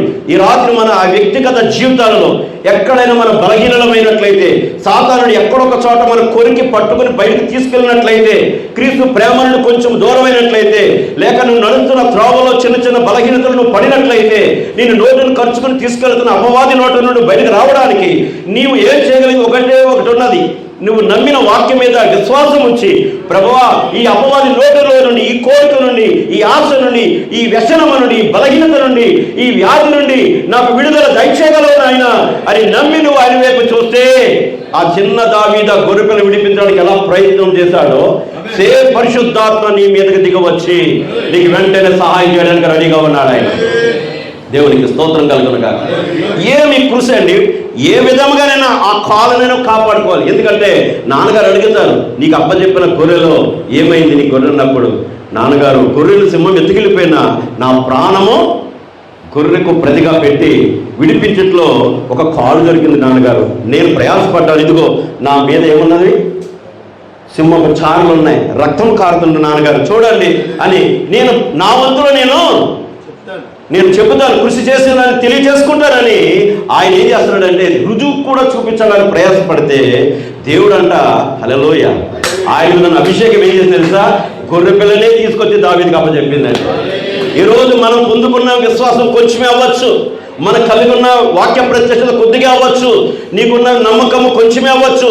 అయితే నీకు నమ్మకం ఇచ్చిన వారి మీద పరిపూర్ణంగా నువ్వు పెట్టినప్పుడు నిన్ను దేవుడు ఆ దీన స్థితి నుండి పైకి లేపే దేవుడై ఉన్నాడు. శ్రమల కాలంలో నేను ఆదరించు దేవుడుగా ఉన్నాడు ఆయన. దేవునికి స్తోత్రం కలుగును గాక. నా జీవితంలో నేను ఆయనను అనుభవిస్తున్నది అదేనండి. ఈరోజు నాకు కొదువైతే నేను మోకరించి ఆయన వైపు చేతులు ఎత్తుతాను. దేవుడు నా సమస్యను గుర్తించి నాకు ఉదయానికి నాకు కావాల్సిన నాకు సిద్ధపరుస్తాడండి. ప్రభుకు మహిమ కలుగును గాక. మీకు ఒక విషయం ఇలా చెప్పడం కూడా మీకు బాగోదు. నేను ఏదో కలిగిన ప్రయాణాలు ఎప్పుడు చేయనండి. నాకు కలిగింది చిన్నదైనా సరే దేవునికి ఇస్తాను, నువ్వు నన్ను నడిపించు ప్రభు అంటాను. దేవుడు అలాగే తీసుకెళ్తాడు, అలాగే తీసుకొస్తాడు, అలాగే నడిపిస్తాడు. ఎందుకనగా మనము నిరంతరము జీవించుతున్న దేవుని కలిగి ఉన్నాం. నిన్న నేడు నిరంతరము ఏకరీతిగా ఉన్న దేవుని మనం కలిగి ఉన్నామండి. హల్లెలూయా. మరొక మాట ఏంటంటే అదే త్రోవలో ఎలుగుబంటి వచ్చింది. ఎలుగుబంటు గూర్చి మీరు చూస్తే మరి ఆ యూదా గోత్రపు అరణ్యములో ఎలుగుబంటు ఇంచుమించు 9 అడుగులు ఎత్తు అంటాడు బ్రహ్మగా. అది గ్రిజ్లీ బీర్ అంటాడు, లేకపోతే ఒక గ్రిజ్లీ బీర్ అనే ఒక ఎలుగుబంటు 9 అడుగులు ఎత్తుంటుంది. చాలా బలమైంది, మరి సింహం కంటే బలమైంది అది. అయితే దాని నోటిలో నుండి గొర్రె పిల్లను విడిపించాలంటే ఇంకెంత బలం కావాలి. దావీదు చూశాడంట, ఈ సింహము నోటి నుండి గొర్రె పిల్లని ఎత్తుకుపోతే సింహం మీదకి వెళ్ళి దాని నోటిని విడిపించడానికి తోడున్న దేవుడే ఇప్పుడు ఎలుగుబంటి మీద కూడా వెళ్ళి యుద్ధం చేసి దాని నోటి నుండి నేను గొర్రెపిల్ల విడిపించటకు నాకు తోడుగా ఉన్నాడని, ఆయన ఇమ్మానుయేలుగా ఉన్నాడని నమ్మి అదే విశ్వాసంతో పరిగెట్టాడంటే అండి. దేవుడికి స్తోత్రం కలుగును గాక. అది గొర్రెపిల్లని పట్టుకుని వెళుతున్న సమయంలో మరి దావీదు చూసారా పరిగెత్తుకుని వెళ్ళాడు, దాని మీద దూకాడు, దానికి ఒకే ఒక షాట్ ఇచ్చాడు అంటాడండి, ఒకే ఒక గుద్దు గుద్దాడంటండి. గుద్దినప్పుడు దేవుని బిడ్డలారా దాని ప్రక్క బోన్స్ విరిగి కింద పడిన వెంటనే దాని నోటిని చీల్చి మళ్ళీ గొర్రెపిల్ల విడిపించుకోగలిగాడు. దేవునికి మహిమ కలుగునుగా. హల్లెలూయా. చూడండి, మన వ్యక్తిగత జీవితంలో అదే అన్నాడు. ఈ రోజు స్వస్థత నువ్వు పొందిన మరలా తర్వాత నీకు అస్వస్థత వచ్చినా మళ్ళా నువ్వు కృంగిపోకూడదు. నువ్వేం చేయాలంటే నీకు అస్వస్థత మళ్ళీ వచ్చినప్పుడు ఈ యొక్క సింహం నోటి నుండి విడిపించిన దేవుడే ఈ ఎలుగుబంటి నోటి నుండి కూడా విడిపించడానికి సమర్థుడని నీ విశ్వాసాన్ని అక్కడ సాధకం చేయాలి. దేవుడికి స్తోత్రం కలుగును గాక. నువ్వు అలా చేయడం ద్వారా దేవుడిలో నువ్వేమవుతుంటే పొదును పెట్టబడుతూ ఉంటావు. దేవుని ప్రత్యక్షత వెంబడి ప్రత్యక్షత నీకు వస్తూ ఉంటుంది. దేవునిలో సంతోషం సమాధానం నీకు దొరుకుతూ ఉంటుంది. దేవుని యొక్క ఆనందం కూడా నువ్వు ఆనందంతో నువ్వు నింపబడుతూ ఉంటావు. Praise the Lord. హల్లెలూయా. ఇంకా లాస్ట్ విషయం ఏంటంటే మూడవదిగా గొలియాతును కొట్టడం. ప్రభువును పెట్టారా అన్నలు దావీదు కంటే చాలా యుద్ధశూరులు. దావీదు కంటే ముందుగా వారు యుద్ధ నైపుణ్యత కలిగిన వారు మరి దావీదు కేవలం గొర్రెలు మేపుకునేవాడే. అన్నలకు క్యారేజీలు పట్టుకు వెళ్ళాడు ముందలు. కానీ ఆ రోజు ఒక మాట విన్నాడు, ఒక ఛాలెంజ్ చేస్తున్న వ్యక్తి యొక్క స్వరం విన్నాడు చెవిని. చూడండి, బైబిల్ ఎలా రాయబడి ఉంటుంది, అది దావీదు యొక్క చెవిని బడిను అని ఉంటుంది. ఫిలిస్తీన్ యొక్క అరుపు, గొలియాతు యొక్క అరుపు ఎవరి చెవిని పడింది? దావీదు యొక్క చెవిని పడగానే దావీదులో ఏదో రోషం పుట్టుకొచ్చిందంటే. దేవునికి స్తోత్రం కలుగునుగా. హల్లెలూయా. ఏమి జరిగిందంటే దావీదు ఎవడు వాడు? సున్నతి లేని ఈ ఫిలిస్తీయుడు అంటాడు. సున్నతి లేని ఫిలిస్తీయుడు సున్నతి కలిగిన ప్రజలైన మనకు ఛాలెంజ్ విసురుతాడా? ఇశ్రాయేలులో అతను ఎదుర్కొనేవాడు లేదనుకుంటున్నాడా అంటున్నాడు. ఈయనకి ఎలా వస్తుంది ధైర్యం? ఈయన మీద ఒక అభిషేకం ఉంది. ఈ అభిషేకం ద్వారానే సింహం నోటిని గొర్రెపిల్లను విడిపించగలిగాడు. ఈ అభిషేకం ద్వారానే ఎలుగుబంటి నోటిని గొర్రెపిల్లను విడిపించగలిగాడు. ఈ అభిషేకం అతన్ని ప్రేరేపిస్తున్నది. దేవుడికి స్తోత్రం కలుగును గాక. అందుకనే బుధవారం కూటానికి వచ్చినట్లుగా మిమ్మల్ని ప్రేరేపించేది ఎవరు? దావీదు మీద ఉన్న అభిషేకమేనా? పేతురు మీద ఉన్న అభిషేకమేనా? దేవుడికి స్తోత్రం కలుగును గాక. ఈ రోజు బుధవారం కూటానికి మేము వెళ్ళాలని ప్రేరేపించబడి మిమ్మల్ని రేపుకొని తీసుకొచ్చింది ఆ దేవుని ఆత్మ అయి ఉన్నది. తర్వాత ఈ రోజు నువ్వు ఆసక్తితో మరి ఎంతో ఆత్మ ప్రేరణతో ఇక్కడికి వచ్చినట్లయితే మరి ఫాస్టింగ్ ప్రేయర్ కూడా ఎవరు తీసుకొస్తారు? సంఘాన్ని. ఈ రోజు తీసుకొచ్చిన దేవుడు ఆ రోజు కూడా తీసుకొచ్చే దేవుడు అయి ఉన్నాడు. హల్లెలూయా. ఫాస్టింగ్ ప్రేయర్కి దేవుడు తీసుకొస్తే ఆదివారం ఆరాధన కూడా ఎవరు తీసుకొస్తారు? హల్లెలూయా, దేవుడికి మహిమ కలుగును గాక. అందుకే నా బిడ్డలారా, నేను ప్రేమతో చెప్పేది ఏంటంటే, ఒక్క అడుగు నువ్వు క్రీస్తు కొరకు వేస్తే రెండో అడుగా ఏడ్చేవాడు ఆయన అయి ఉన్నాడు. హల్లెలూయా. అందుకని ఇక్కడ చూడండి, దావీదు ఇక్కడ అంటున్నాడు, ఇక్కడ ఎవడు లేడనుకుంటున్నాడా, ఉన్నాడు ఒకడు, వాడికి ఇంకా తెలియదేమో అంటున్నాడు. ఎవరు అతనంటే, వాడు ఛాలెంజ్ విసురుతున్నప్పుడు ఆ పక్కన నన్ను పిలిచాడు, ఏం జరుగుతుంది ఇక్కడ అన్నాడు. ఇది విషయం అని చెప్పాడు. ఎవరు ఏం చేస్తాడు, రాజు అన్నాడు. రాజు వాళ్ళ అమ్మాయిని ఇస్తాడు, రాజ్యం సగం ఇస్తాడు అన్నప్పుడు వెంటనే అతడు, అయితే ఒక పని చేస్తాను, నేను వెళ్తాను చెప్తానికి అన్నాడు. నువ్వా అని అందరూ వచ్చి, అప్పుడు దావీదు ఏం చేశాడంటే, నేను వెళ్తాను అన్నప్పుడు దావీదుని వాళ్ళ అన్నల దగ్గరికి తీసుకెళ్ళారు. వాళ్ళ అన్నలు చూసి అంటారు, నువ్వెవరు, నీవు గొర్రెలను మేపుకుని తండ్రి దగ్గర ఉండవలసిన వాడు కూడా, నువ్వేంట్రా అలాంటి వాడి మీద యుద్ధానికి వెళ్తానంటున్నావు, మేము ఎంత అనుభవం కలిగిన వాళ్ళం తెలుసా, మాకు పలానా అనుభవాలు మాకున్నా నీకు తెలియదా, కనుక మేము ఎడాలపైన చాతి కలిగి ఎత్తైన మనుషులు నీకు తెలియదా, మేము చేతగాని వాళ్ళగా నిలబడ్డామా, నువ్వేంటి ఆడుగుల యుద్ధానికి వెళ్తానంటున్నావు అని అన్నప్పుడు ఒకసారి ఆలోచించాడంట. పెద్ద నేను చిన్న నేను అందరిని పరీక్షించాడంటే, తర్వాత మళ్ళీ కొద్ది నిమిషాలకు మళ్ళీ అంటే, నీ కళ్ళు పైకి వచ్చాయిరా, నువ్వు గర్వంగా మాట్లాడుతున్నావు, నీ కళ్ళు పైకి వచ్చాయి, అందుకనే నువ్వు చాలా అహంకారంగా మాట్లాడుతున్నావు అన్నప్పుడు ప్రక్కకు వచ్చి అంటాడు, నా అన్నలు ఎవరు నన్ను అర్థం చేసుకుంటలేదు, కానీ నాలో ఎవరో కదులుతున్నారు, ఖచ్చితంగా నేను యుద్ధం చేస్తాను, నన్ను రాజుకి తీసుకెళ్ళను అన్నాడు. సౌలు దగ్గరికి వెళ్ళాడు, సౌలు గమనించాడు, సౌలు పరీక్షించాడు. సౌలు అన్నాడు, నీవు వాళ్ళతో యుద్ధం చేయడానికి నీకున్న సాక్ష్యం ఏంటి చెప్పన్నాడు. ఆయన సాక్ష్యం న్యాచురల్ కదండి, ఉన్నదుంటగా చెప్పాడు. ఇదిగో నేను సింహంతో పోట్లాడి గొర్రెపిల్ల విడిపించాను, ఎలుగుబడితో పోట్లాడి గొర్రెపిల్ల విడిపించాను. మరి నాకున్న ధైర్యం ఏంటంటే, ఈ రెండింటి నుండి తప్పించిన దేవుడే, కాపాడిన దేవుడే, ఆ ఫిలిస్తీన్ నోటి నుండి కూడా, లేకపోతే ఆ ఫిలిస్తీన్ చేతుల నుండి విడిపించడానికి సమర్థుడు అన్నాడు. దేవుడికి స్తోత్రం కలుగునుగా. వెంటనే సౌలుకు కూడా కొద్ది ప్రత్యక్షత ఉంది. సౌలు కూడా ఒకప్పుడు అభిషేకంతో ఉన్నవాడే. ఈ అనుభవాలు సౌలులో కూడా ఉన్నాయి. సౌలు అదే అభిషేకంతో వెళ్ళాడు, కానీ వెళ్ళిన చోట్లలో కూడా విజయాలు పొందాడు. కానీ దేవుని వాక్యాన్ని ఎప్పుడైతే తప్పాడో అప్పుడే అతనిలో భయం పుట్టింది, కదలేని వ్యక్తి అయిపోయాడు. కానీ దావీదు దేవుని చేత లేపబడుతున్న సమయమై ఉన్నది. ప్రభుకి మహిమ కలుగును గాక. ఈ రోజులు చూడాలి, ఈ ఫిలిస్తీన్లు అనబడిన, ఈ గొలియాత్ అనబడిన మత శాఖల సంస్థలు మన కళ్ళ ఎదుట చాలా పెద్దగా కనబడుతున్నాయి. మరి గొలియాత్ వలె వెడలపైన చాతి కలిగి ఎత్తైన మనుషుల వలె మన చుట్టూరు కట్టడాలుగా కట్టబడి కనబడవచ్చు. కానీ నిన్ను పిలిచిన వాడు మాత్రము నమ్మదగిన వాడని నిన్ను వ్యక్తిగతంగా బయలుపాటు ఉండాలి. ఎవరు నీ విశ్వాసాన్ని దొంగలించలేరండి. నిన్ను పిలిచిన వాడు నమ్మదగిన దేవుడై ఉన్నాడు. నిన్ను పట్టుకుని నిలబెట్టుటకును వాడుకున్నట్టుగా శక్తి గల దేవుడను నమ్మితే దేవుడికి మహిమ కలుగును గాక. చూడండి, ప్రకటన గ్రంథంలో మనం చూస్తే మన ప్రవక్త 7వ వర్తమానికుడిగా ఉన్నాడు. మన ప్రవక్తను పట్టుకున్నది ఎవరంటే, మరి మొదటి సంఘకాలం ప్రవక్తను పట్టుకున్న హస్తమే మరి మన ప్రవక్తను కూడా పట్టుకుని ఉన్నది. అందుకనే అక్కడ రాయబడి ఉన్నది, 7 నక్షత్రములను తన కుడి చేత పట్టుకున్నవాడు ఆయన. దేవుడికి మహిమ కలుగును గాక. మరి ప్రవక్తను యేసుక్రీస్తు పట్టుకుంటే మరి అదే వర్తమానాన్ని నమ్మి ఇక్కడ కూర్చున్న మనందరినీ ఎవరు పట్టుకున్నారు? ఆయన పట్టుకున్నాడని నమ్ముతున్నారా మీరు? ఏమన్నాడు? చూడు, నా చేతులు నిన్ను చెక్కి ఉన్నాను, నా చేతులు నిన్ను నిర్మించాయి అన్నాడు ఆయన. మనకు రూపురేఖలు ఏర్పరిచింది ఆయనే, మనలో జీవాత్మని పెట్టింది కూడా ఆయనే. ఈ కాలపు వర్తమానం నమ్మి నిలబడి ఆయనకు సాక్ష్యము తీసుకొచ్చేది మనమే అని ఈ చివరికి నమ్మింది కూడా ఆయన అయి ఉన్నాడు. దేవునికి స్తోత్రం కలుగును గాక. దావీదు విషయం వినంటాడు, కుమారుడా, నీ సాక్ష్యం చాలా బాగుంది, ఇలాంటి సాక్ష్యాలు నా జీవితంలో కూడా చాలాసార్లు జరిగాయి, కానీ మరి ఎందుకో నీకు ఈ సమయం ఇవ్వబడుతుంది, నువ్వేం చేస్తావంటే నాయి ధరించుకొని వెళ్ళు యుద్ధానికి అన్నాడు. మరి ఆయన ఇచ్చేవి ఏది కూడా దావీదుకి సెట్ అవ్వలేదు. ఆ కవచాలన్నీ కప్పుతున్నారు. కానీ మన ప్రవక్త చెప్పాడు అవి ఆత్మ సంబంధంగా అవి బైబిల్ డిగ్రీస్ అని. ఏది కూడా బైబిల్ డిగ్రీస్ అంటే DDL, LLDలు, డాక్టర్ డివినిటీ అని సెట్ అవ్వలేదు అన్నాడు. కానీ దావీదు అనుభవం ఏంటంటే దేవుడితో నడుచుటే. దేవుడికి స్తోత్రం కలుగును గాక. సంఘం అనబడిన మన అందరం చేయగలిగింది అదేనండి. మనం ఏదో అయిపోక్కర్లేదు. మనందరికి దేవుడు ఒక శక్తివంతమైన ఆయుధం ఇచ్చాడు. ఆ ఆయుధమే దినదినము ఆయనతో కలిపే ప్రార్థన అయి ఉన్నది. ప్రార్థన ఏ పరిస్థితులైనా మార్చగలదు. ప్రార్థన ఇక్కడ మనం ప్రార్థన చేస్తే, అమెరికాలో ఉన్న మరి చూడండి ఒక వ్యక్తి కాపాడబడాలని మనం ప్రార్థన చేస్తే, మనకు వర్తమానం పంపించుతున్న జోసెఫ్ బ్రహ్నాం కాపాడబడునుగా ప్రార్థన చేస్తే అతను కాపాడే దేవుడిగా ఉన్నాడు ఆయన. అమెరికాలో నశించిపోతున్న గొర్రె పిల్లలను విడిపించు ప్రభువా, అది అగ్నితో కాలిపోతుందని చెప్పావు, అది సముద్రంలోకి వెళ్ళిపోతుందని చెప్పావు. అక్కడ మరి ముందు ఏర్పాటు ఉన్న గొర్రె పిల్లలు విడిపించు ప్రభువా. నువ్వు ఇక్కడ ప్రార్థన చేయగా దేవుడు ఆ ప్రళయాలలో దేవుడు మనం కాపాడు దేవుడుగా ఉన్నాడు ఆయన. దేవునికి స్తోత్రం కలుగును గాక.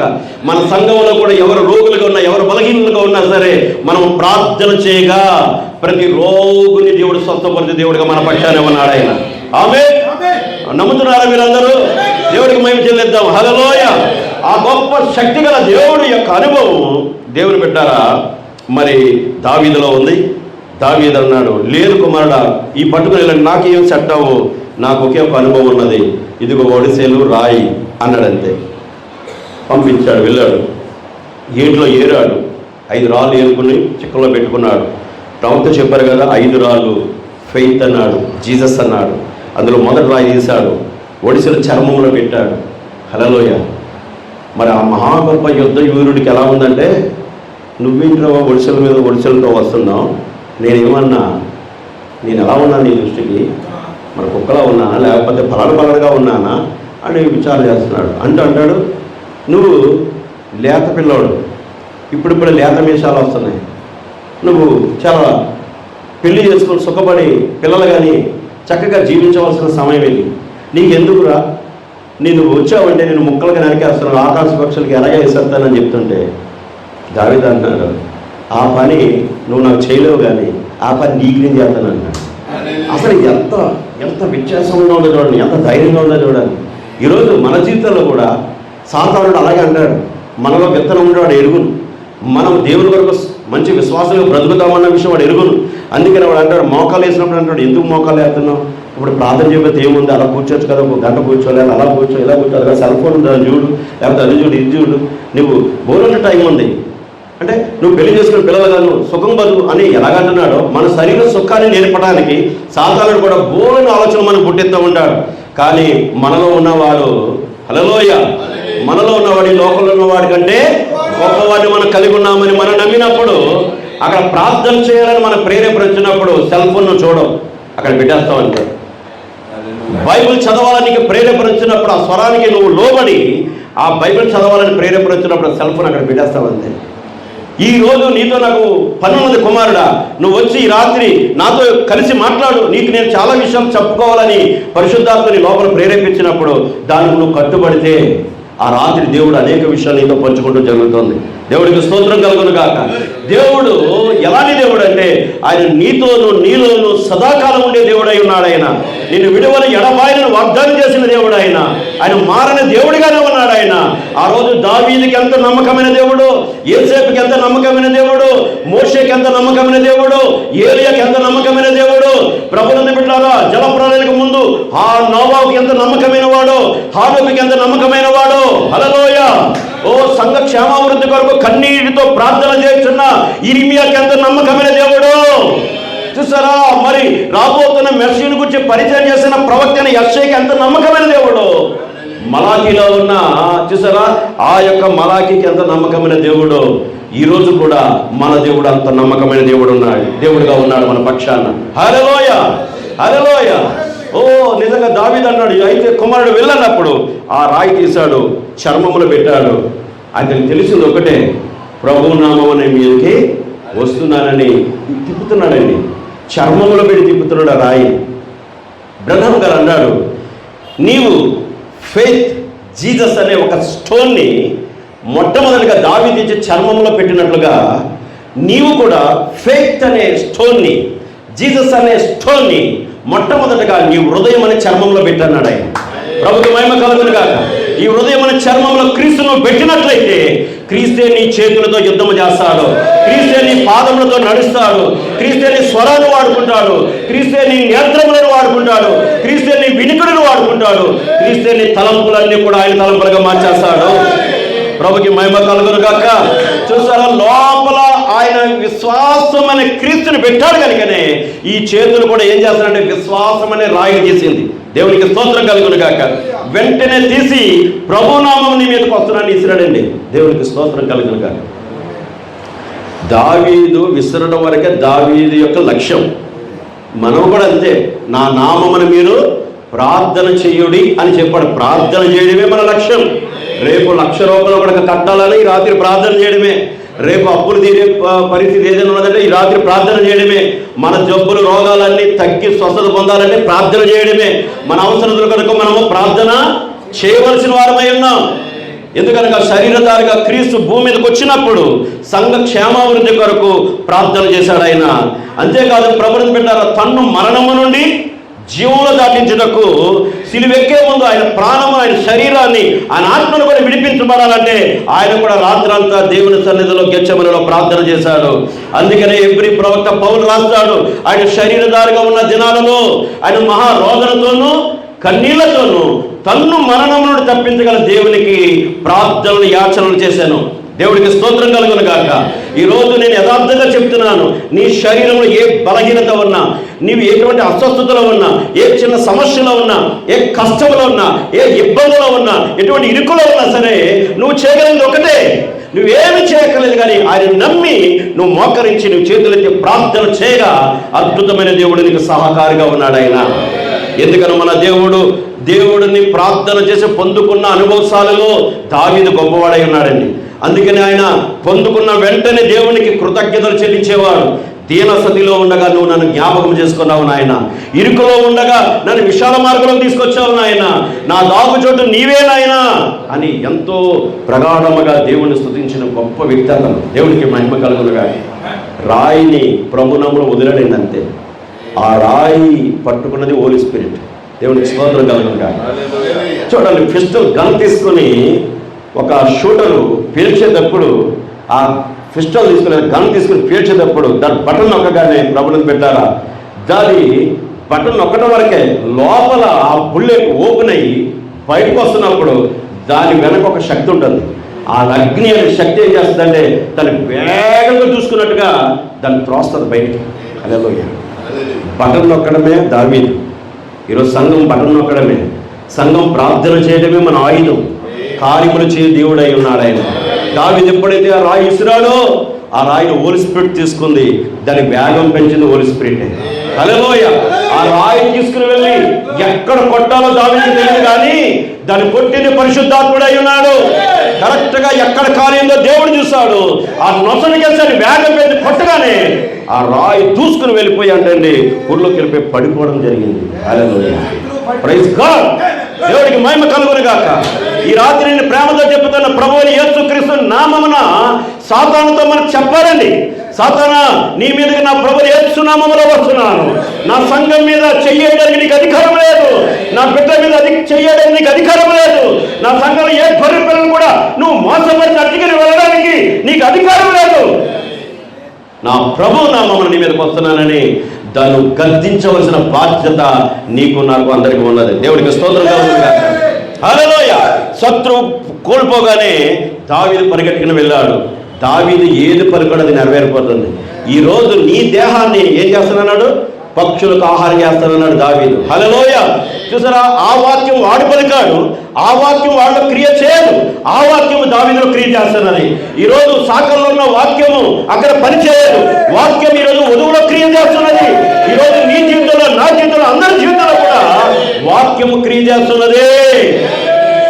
ఇంకో మాటలు చెప్తున్నాను, వర్తమానంలో ఉన్నామని చెప్పి వర్తమానాన్ని తమకు అనుకూలంగా పనిచేస్తూ తమకు అనుకూలంగా మార్చుకుని బోధిస్తున్న వారి దగ్గర కూడా వాక్యం పనిచేయండి. వాక్యం స్థానంలో పెట్టినప్పుడే వాక్యములో అగ్ని మండుతున్నది, వాక్యములో శక్తి ఉంటుంది, వాక్యం దాని కార్యములు చేయడం ప్రారంభిస్తున్నది. హల్లెలూయా. ఈరోజు నేను ప్రేమతో చెప్తున్నాను నా బిడ్డారా, ఎందుకనగా మనం నమ్మిన దేవుడు నమ్మదగిన దేవుడై ఉన్నాడు. మనం చేయగలిగింది ఏంటంటే సంఘానికి 2 ఉండాలన్నాడు ప్రవక్త. ఒకటి ప్రార్థన, ఒకటి వాక్యం బయలుపాటు అన్నాడు. ఈ 2 మన జీవితాల్లో ఉన్నప్పుడు మనల్ని మోసగించగలిగినది ఏదీ లేదండి. ఎందుకనగా నేను నీకు ఇస్తున్న ప్రత్యక్షత పేతురు పాతాళంలో ఒక ద్వారాన్ని ఎదుటి నిలవన్నాడు ఆయన. పాతాళంలో ఒక ద్వారాలే పేతురు ముందు నిలవనన్నాడండి. ఈరోజు సాతానుడు పాతాళంలో ఒక ద్వారాలను సంఘ శాఖలుగా మన ముందు పెట్టాడు, కానీ అందులోపల ఎంతో మంది మన సహోదరులు ఉన్నారు. ఆ సంఘ శాఖలో ఎంతో మంది దేవుని బిడ్డలు ఈ వర్తమాన కొరకు ఆకలి దప్పుడుతో ఉన్నారు. వారిని మనం బయటకు లాగాలంటే ఖచ్చితంగా మనం చేయగలిగింది ఒకటి, ప్రార్థన. వారిని ప్రేమించి ప్రార్థన చేయాలి. సమస్యను, ఆ సమస్య యొక్క ఉద్దేశాన్ని మనం అసహించుకోవాలి, కానీ అందులో ఉన్న ప్రజలను మనం ప్రేమించాలి. వారి కొరకు మనం కన్నీళ్లతో ప్రార్థన చేసినప్పుడు హల్లెలూయ, దేవుడికి మహిమ కలుగును గాక. అందుకని చూడండి, ప్రభువు అంటాడు ఇశ్రాయేలుతో, మీరు ఐగుప్తీయుడు ఎవరన్నా మీకు కనబడినప్పుడు, ఐగుప్తీయుడు మీ మార్గంలో ఉన్నప్పుడు, ఐగుప్తుడు మీ దేశంలోకి వచ్చినప్పుడు వాడిని మీరు ఏమనవద్దు. ఎందుకనగా మీరు ఐగుప్తులో ఉండగా దాసులై ఉంటేని వారి ద్వారా నేను మిమ్మల్ని అక్కడ పోషించాను. ఈరోజు మీ యొక్క దేశంలో కానీ మీ కళ్ళ ముందు కనబడినప్పుడు వాడిని పరదేశిగా చూడడమే కాదు, కానీ వాడిగా చేయవలసిన మేలు మీరు చేయండి. ఎందుకంటే మీరు ఐగుప్తులో ఒకప్పుడు బానిసలుగా ఉన్నారు, దాసులుగా ఉన్నారు. అది జ్ఞాపకం చేసుకుని వ్యక్తికి సహాయపడని అన్నాడు. ఈరోజు మనము కూడా ఏంటంటే, మనకు తెలియని ఐగుప్తులో మత శాఖలో ఉన్న ఒకప్పుడు క్రీస్తు కృప మనం పట్టుకుని బయటకు లాగింది. వాళ్ళు చూడగానే వారి యొక్క జారి రావాలి, కనికరం పుట్టాలి, ప్రేమ పుట్టాలి. సాధ్యమైతే మనం కలిగిన వాక్యాన్ని వారికి ఇచ్చి నమ్మితే నమ్ముతాడు, నమ్మకపోతాడు. అతని ఇష్టం. మనం చేయవలసింది చేయాలి, చెప్పవలసింది చెప్పాలి. ప్రేమతో నిజమైన మార్గంలోకి మనం తీసుకురావాల్సిన బాధ్యత మనకు ఉందండి. దేవుడికి స్తోత్రం కలుగునుగా. మీ అమ్మగారు డినామినేషన్లో ఉండొచ్చు, మీ తాతయ్య మత్సాకలో ఉండొచ్చు, అక్క ఇంకో చోట ఉండొచ్చు. అయినా వారిని క్షమించాలి, వారిని ప్రేమించాలి. వారి దగ్గరికి వెళ్ళి ప్రేమతో కూర్చుని ముచ్చటించి వారికి సత్యాన్ని తేటగా చూపిస్తున్నప్పుడు హల్లెలూయ, వారి కన్నులు తెరవబడతాయి. వారు సంతోషంగా నీతో పాటు ఏదో ఒక రోజు వస్తారు, వాక్యం వింటారు, పరిశుద్ధాత్మ క్యాచ్ చేస్తారు. ఈరోజు మన మధ్యలో రహస్యంగా పనిచేసే ఒక ఆత్మ ఏంటి తెలుసా?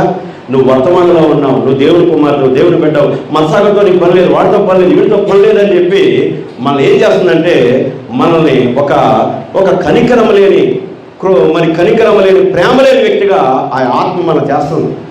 కానీ వధువుకి దేవుడు ప్రేమనిచ్చారు. వధువే ప్రేమలో భాగం. ఒక మాట చెప్పనా, యేసు ప్రేమను వ్యక్తపరిచేది వధువే. దేవుడికి స్తోత్రం కలుగునుగా. అందుకని పరిశుద్ధాత్మతో నింపబడినప్పుడు పేతురు మరి ఒకప్పుడు అబద్ధికుడిగా ఉన్నాడు, కానీ ఆత్మతో నింపబడిన దేవుని ప్రేమను పట్టుకెళ్ళారు. వాళ్ళు పౌలు ప్రేమను పట్టుకెళ్ళాడు, యోహాను ప్రేమను చూపించాడు. ఈరోజు వధువు కూడా ప్రేమనే ఇవ్వగలుగుతుంది వధువు. హల్లెలూయ. నా భార్య మీద నాకు అంత నమ్మకం ఉందన్నాడు ఆయన భార్యను అంత నమ్మాడు. ఆయన భార్య నీకు ఎక్కడైనా సరే నేను ఫలానా వ్యక్తి వల్ల నష్టపోయినా చెప్పదు ఆయన భార్య. ఆయన భార్య ఎంత ధైర్యం చెప్తే తెలుసా? ఏది జరిగినా నా ప్రియుడికి తెలియకుండా జరగలేదు, నా ప్రియుడు నాతో ఉన్నాడు, ఆయన ఎక్కడైనా నన్ను కాపాడతాడు అని మంచి హృదయం కలిగి ప్రేమ కలిగి ఇతను క్షమిస్తుంది. కానీ మార్గం తప్పిన వారిని నిజమైన మార్గంలోకి తీసుకొస్తుంది. దేవునికి స్తోత్రం కలుగును గాక. నా ప్రభునందు బిడ్డలారా, మరి ఆ దావీదు ఒకే ఒక రాయిని కొట్టి కింద పడవేసినట్లుగా ఈరోజు మనందరికీ దృఢమైన విశ్వాసం దేవుడు ఇచ్చాడు. ప్రభు నామమునను ప్రార్థన చేయగా ఎలాంటి శత్రు కార్యాలైన పటాపంచలైపోతాయి.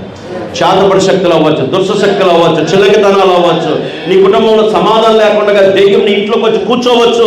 నీ భార్యకు నీకు సమాధానం లేకుండా అది చేయొచ్చు, నీ బిడ్డలకు నీకు సమాధానం చేయొచ్చు. కానీ అది అలాగ అడ్డగిస్తున్నది దెయ్యమేన నువ్వెరిగినప్పుడు నువ్వు మోకరించి కన్నీరు విడుస్తూ చేతులెత్తి తండ్రికి ప్రార్థన చేస్తున్నప్పుడు ప్రభు రంగంలోకి దిగి వస్తాడు. అన్నిటిని సమాధానపరచు దేవుడై ఉన్నాడు ఆయన. దేవుడికి మహిమ కలుగును గాక. కనుక ఈ వర్తమానంలో ఉన్న అభిషేకము శక్తి అది వధువు యందు నివసిస్తుందండి. అది వధువులో ఉన్న వాక్య విత్తనమైనది. అది క్రీస్తు వలె ఆ వధువుని తన పోలికలు తన రూపంలో మార్చుకుంటుంది. ఆమె ఆయనను ఎరుగును, ఆయన ఆమెను ఎరుగును. దేవుడి వాక్యం దీవించును గాక. ప్రభు ఇచ్చిన వర్తమానం ప్రభు అందరూ ఆశలు దీవించును గాక. Thank you, God bless you. మరి ఈ సమయాన్ని దైవజనులకి ఇస్తున్నాను. అనుకోని రీతిగా దైవజనులు మన మధ్యకు వచ్చుకున్నారు. మరి దైవజనులు అనుకోని రీతిగా మన మధ్యకు రావటం అది దేవుని యొక్క ఆలోచన ఏంటి. మరి దైవజనుల యొక్క సాక్ష్యాన్ని బట్టి మరి ఇక్కడ అనేక మంది బలపరచబడ్డారని నేను విశ్వసిస్తూ ఉన్నాను. మరి బోధించబడిన వాక్యాన్ని బట్టి కూడా అనేక మంది బలపరచబడ్డారు అని నేను విశ్వసిస్తూ ఉన్నాను. హల్లెలూయా. మరి దేవుడు అనుగ్రహించిన దివ్యమైన మాటలను బట్టి మరొకసారి లేచి నిలబడి మన మధ్యనున్న మన దేవుని మన స్తుతులతో మన స్తోత్రాలతో కొని ఆడదాం. హల్లెలూయా, హల్లెలూయా, హల్లెలూయా, హల్లెలూయా, హల్లెలూయా. స్తోత్రములు, స్తోత్రములు, స్తోత్రములు, స్తోత్రములు, స్తోత్రములు, స్తోత్రములు. హల్లెలూయా, హల్లెలూయా, హల్లెలూయా, హల్లెలూయా, హల్లెలూయా. వందనములు, వందనములు, వందనములు, వందనములు, వందనములు తండ్రి.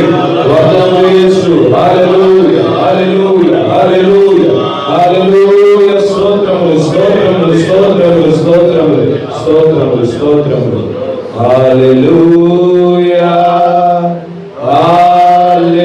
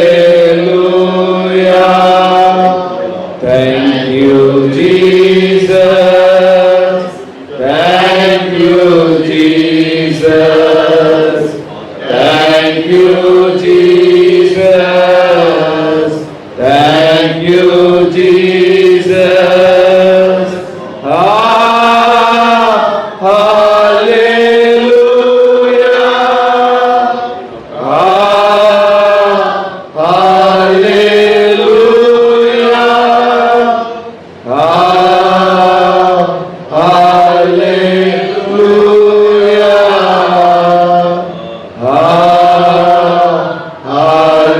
హల్లెలూయా జీవం కలిగిన దేవా, జీవాధిపతి, స్తోత్రములు తండ్రి, వందనములు యేసయ్య. ఈ రీతిగా ప్రభువా మరొకసారి మీ సన్నిధానంలో మమ్మల్ని సమావేశపరచబడి ప్రభువా యేసయ్య నీవే మా మధ్యకు దిగి వచ్చావు తండ్రి. ఎప్పటి వరకు మీ దాసులను ప్రభువా మరుగు చేసుకుని ప్రభువా మాతో మాట్లాడినందుకు స్తోత్రములు మా గొప్ప దేవుడా. అవును తండ్రి, నీవే మా దాగు చోటు అయి ఉన్నావు ప్రభా. నీవే ప్రభా మా శ్రమల నుండి ప్రభా మమ్మల్ని రక్షించు దేవుడు అయి ఉన్నావు తండ్రి. ఆనాడు ప్రభువా యేసయ్య ప్రభా దావీదుకి దాగు చోటు నీవై ఉన్నావు ప్రభా. ప్రతి శ్రమ నుండి ప్రభా దావీదును రక్షించిన వాడు నీవే ఉన్నావు ప్రభా. ఎప్పుడైతే ప్రభా సమూయేలు చేత ప్రభా దావీదు ప్రభా అభిషేకించబడ్డాడు మా గొప్ప దేవుడా. ప్రభువా యేసయ్య ఆ క్షణం నుండి మా గొప్ప దేవుడా ప్రభా మీ యొక్క నడిపింపును కలిగి ఉన్నాడు ప్రభా. మీ నడిపింపును కలిగి ఉంటున్నాడుగా ప్రభా. నీవు దావీదుకు తోడుగా ఉంటున్నాడుగా ప్రభా. యేసయ్య దావీదుకి ఎన్నడూ ప్రభా భయపడని వాడిగా ఉండి ఉన్నాడు మా గొప్ప దేవుడా. ప్రభా నిరంతరము తండ్రి దావీదును నడిపించుచున్నావు ప్రభా. సమయోచితమైన ఆలోచనని ఇచ్చుచున్నావు ప్రభా. జ్ఞానాన్ని దయచేయుచున్నావు మా గొప్ప దేవుడా. ప్రభువా స్తోత్రములు మా గొప్ప దేవుడా. ప్రభా మీ గుణలక్షణములు ప్రభా దావీదు ద్వారా ప్రభా వ్యక్తపరుచుచున్న దేవుడు అయి ఉన్నావు తండ్రి. ప్రభువా స్తోత్రములు ప్రభా. ఇంకా దావీదు ప్రభా గొర్రెల కాపరిగా ప్రభా యేసయ్య ప్రభా గొర్రెలను ప్రభా మేపుచు ప్రభా ఇక ప్రభా ఏ మాత్రము భయాన్ని కలిగి ఉండలేదు కానీ ప్రభా ధైర్యముగా తండ్రి ప్రభా యేసయ్య తోడేళ్లను ఎదిరించాడు ప్రభా. సింహాలను ఎదిరించాడు ప్రభా. ఎలుగుబంచులను ఎదిరించాడు ప్రభా. యేసయ్య ప్రభా ఆ రీతిగా పోరాడుచుంటుండగా దావీదుకు బలాన్ని ఇచ్చిన వాడు నీవే ప్రభా. శక్తిని ఇచ్చిన వాడు నీవే ప్రభా. ప్రభా యేసయ్య వాటిని జయించడానికి కృప ఇచ్చిన వాడు నీవే ప్రభా. యేసయ్య కార్యములు ప్రభా దావీదు చేయడానికి దావీదేమి ప్రభా బలాఢ్యుడని ప్రభా యేసయ్య ప్రభా అక్కడ ప్రభా రుజువుపరచబడటం లేదు కానీ ప్రభా దావీదు ఒక 5 అడుగుల వ్యక్తి అయి ఉన్నాడు ప్రభా. అక్కడ ప్రభా ప్రభా దావీదు పక్షాన నిలబడిన నీవే ప్రభా ఆ శక్తిని చుచున్న దేవుడు అయి ఉన్నావు ప్రభా. యేసయ్య అనుభవం పొందుకొని ప్రభా దావీదు ప్రభా యేసయ్యకి ఏ మాత్రమో గొలియాతు వైపు చూడటం లేదు మా గొప్ప దేవుడా. గొలియాతు నిజముగా ప్రభా యేసయ్య ఒక ఆజానుబాహుడైనప్పటికీ ప్రభా యేసయ్య యుద్ధంలో ప్రభా ఆరితేరిన వాడైనప్పటికీ మా గొప్ప దేవుడా ప్రభా యేసయ్య గొలియాతు వైపు చూడటం లేదు ప్రభా. 9 అడుగుల వాడని చూడటం లేదు కానీ ప్రభా యేసయ్య స్తోత్రములు మీ యందు విశ్వాసం కలిగి ఉన్నాడు ప్రభా. ప్రభా యేసయ్య మీతో ప్రభా నిబంధన చేయబడిన ప్రజగా ప్రభా దావీదు ప్రభా యేసయ్య నిలబడినప్పుడు తండ్రి దావీదును ప్రభా యేసయ్య ప్రభా మా గొప్ప దేవుడా ప్రభా రాజా స్తోత్రం. నా యుద్ధంలో నీవే తోడుగా ఉన్నావు తండ్రి. విజయాన్ని ఇచ్చిన దేవుడు నీవే అయి ఉన్నావు ప్రభా. ఆనాడు ప్రభా దావీదు ఏ రీతిగా సున్నతి ద్వారా ప్రభా నిబంధన చేయబడిన వాడిగా ప్రభా ఏ రీతిగా నిలబడ్డాడో ఈనాడు ప్రభా నిబంధన చేయబడిన ప్రజలుగా మేము నిలబడి ఉన్నాము తండ్రి. మా ఎదుట ప్రభా సాధారణుడు ప్రభా యేసయ్య గొలియాతు వలె ప్రభా యేసయ్య పెద్దగా నిలబడి ఉండొచ్చు కానీ మా గొప్ప దేవుడా ప్రభా దావీదు ఎటువంటి విశ్వాసం అయితే కలిగి ఉన్నాడు అదే విశ్వాసాన్ని మాలో నింపావు తండ్రి. అదే వాగ్దానాన్ని మాకు ఇచ్చుచున్నావు ప్రభా. దావీదు ఏ విధంగా జయించాడో అదే రీతిగా మేము జయించువారముగా ప్రభా మమ్మల్ని నిలబెట్టుచున్నావు తండ్రి. ప్రభా యేసయ్య అందుకు ప్రభా శక్తివంతమైన ఆయుధాన్ని మాకు ఇచ్చావు ప్రభా. ప్రార్థనే శక్తివంతమైన మా గొప్ప దేవుడా.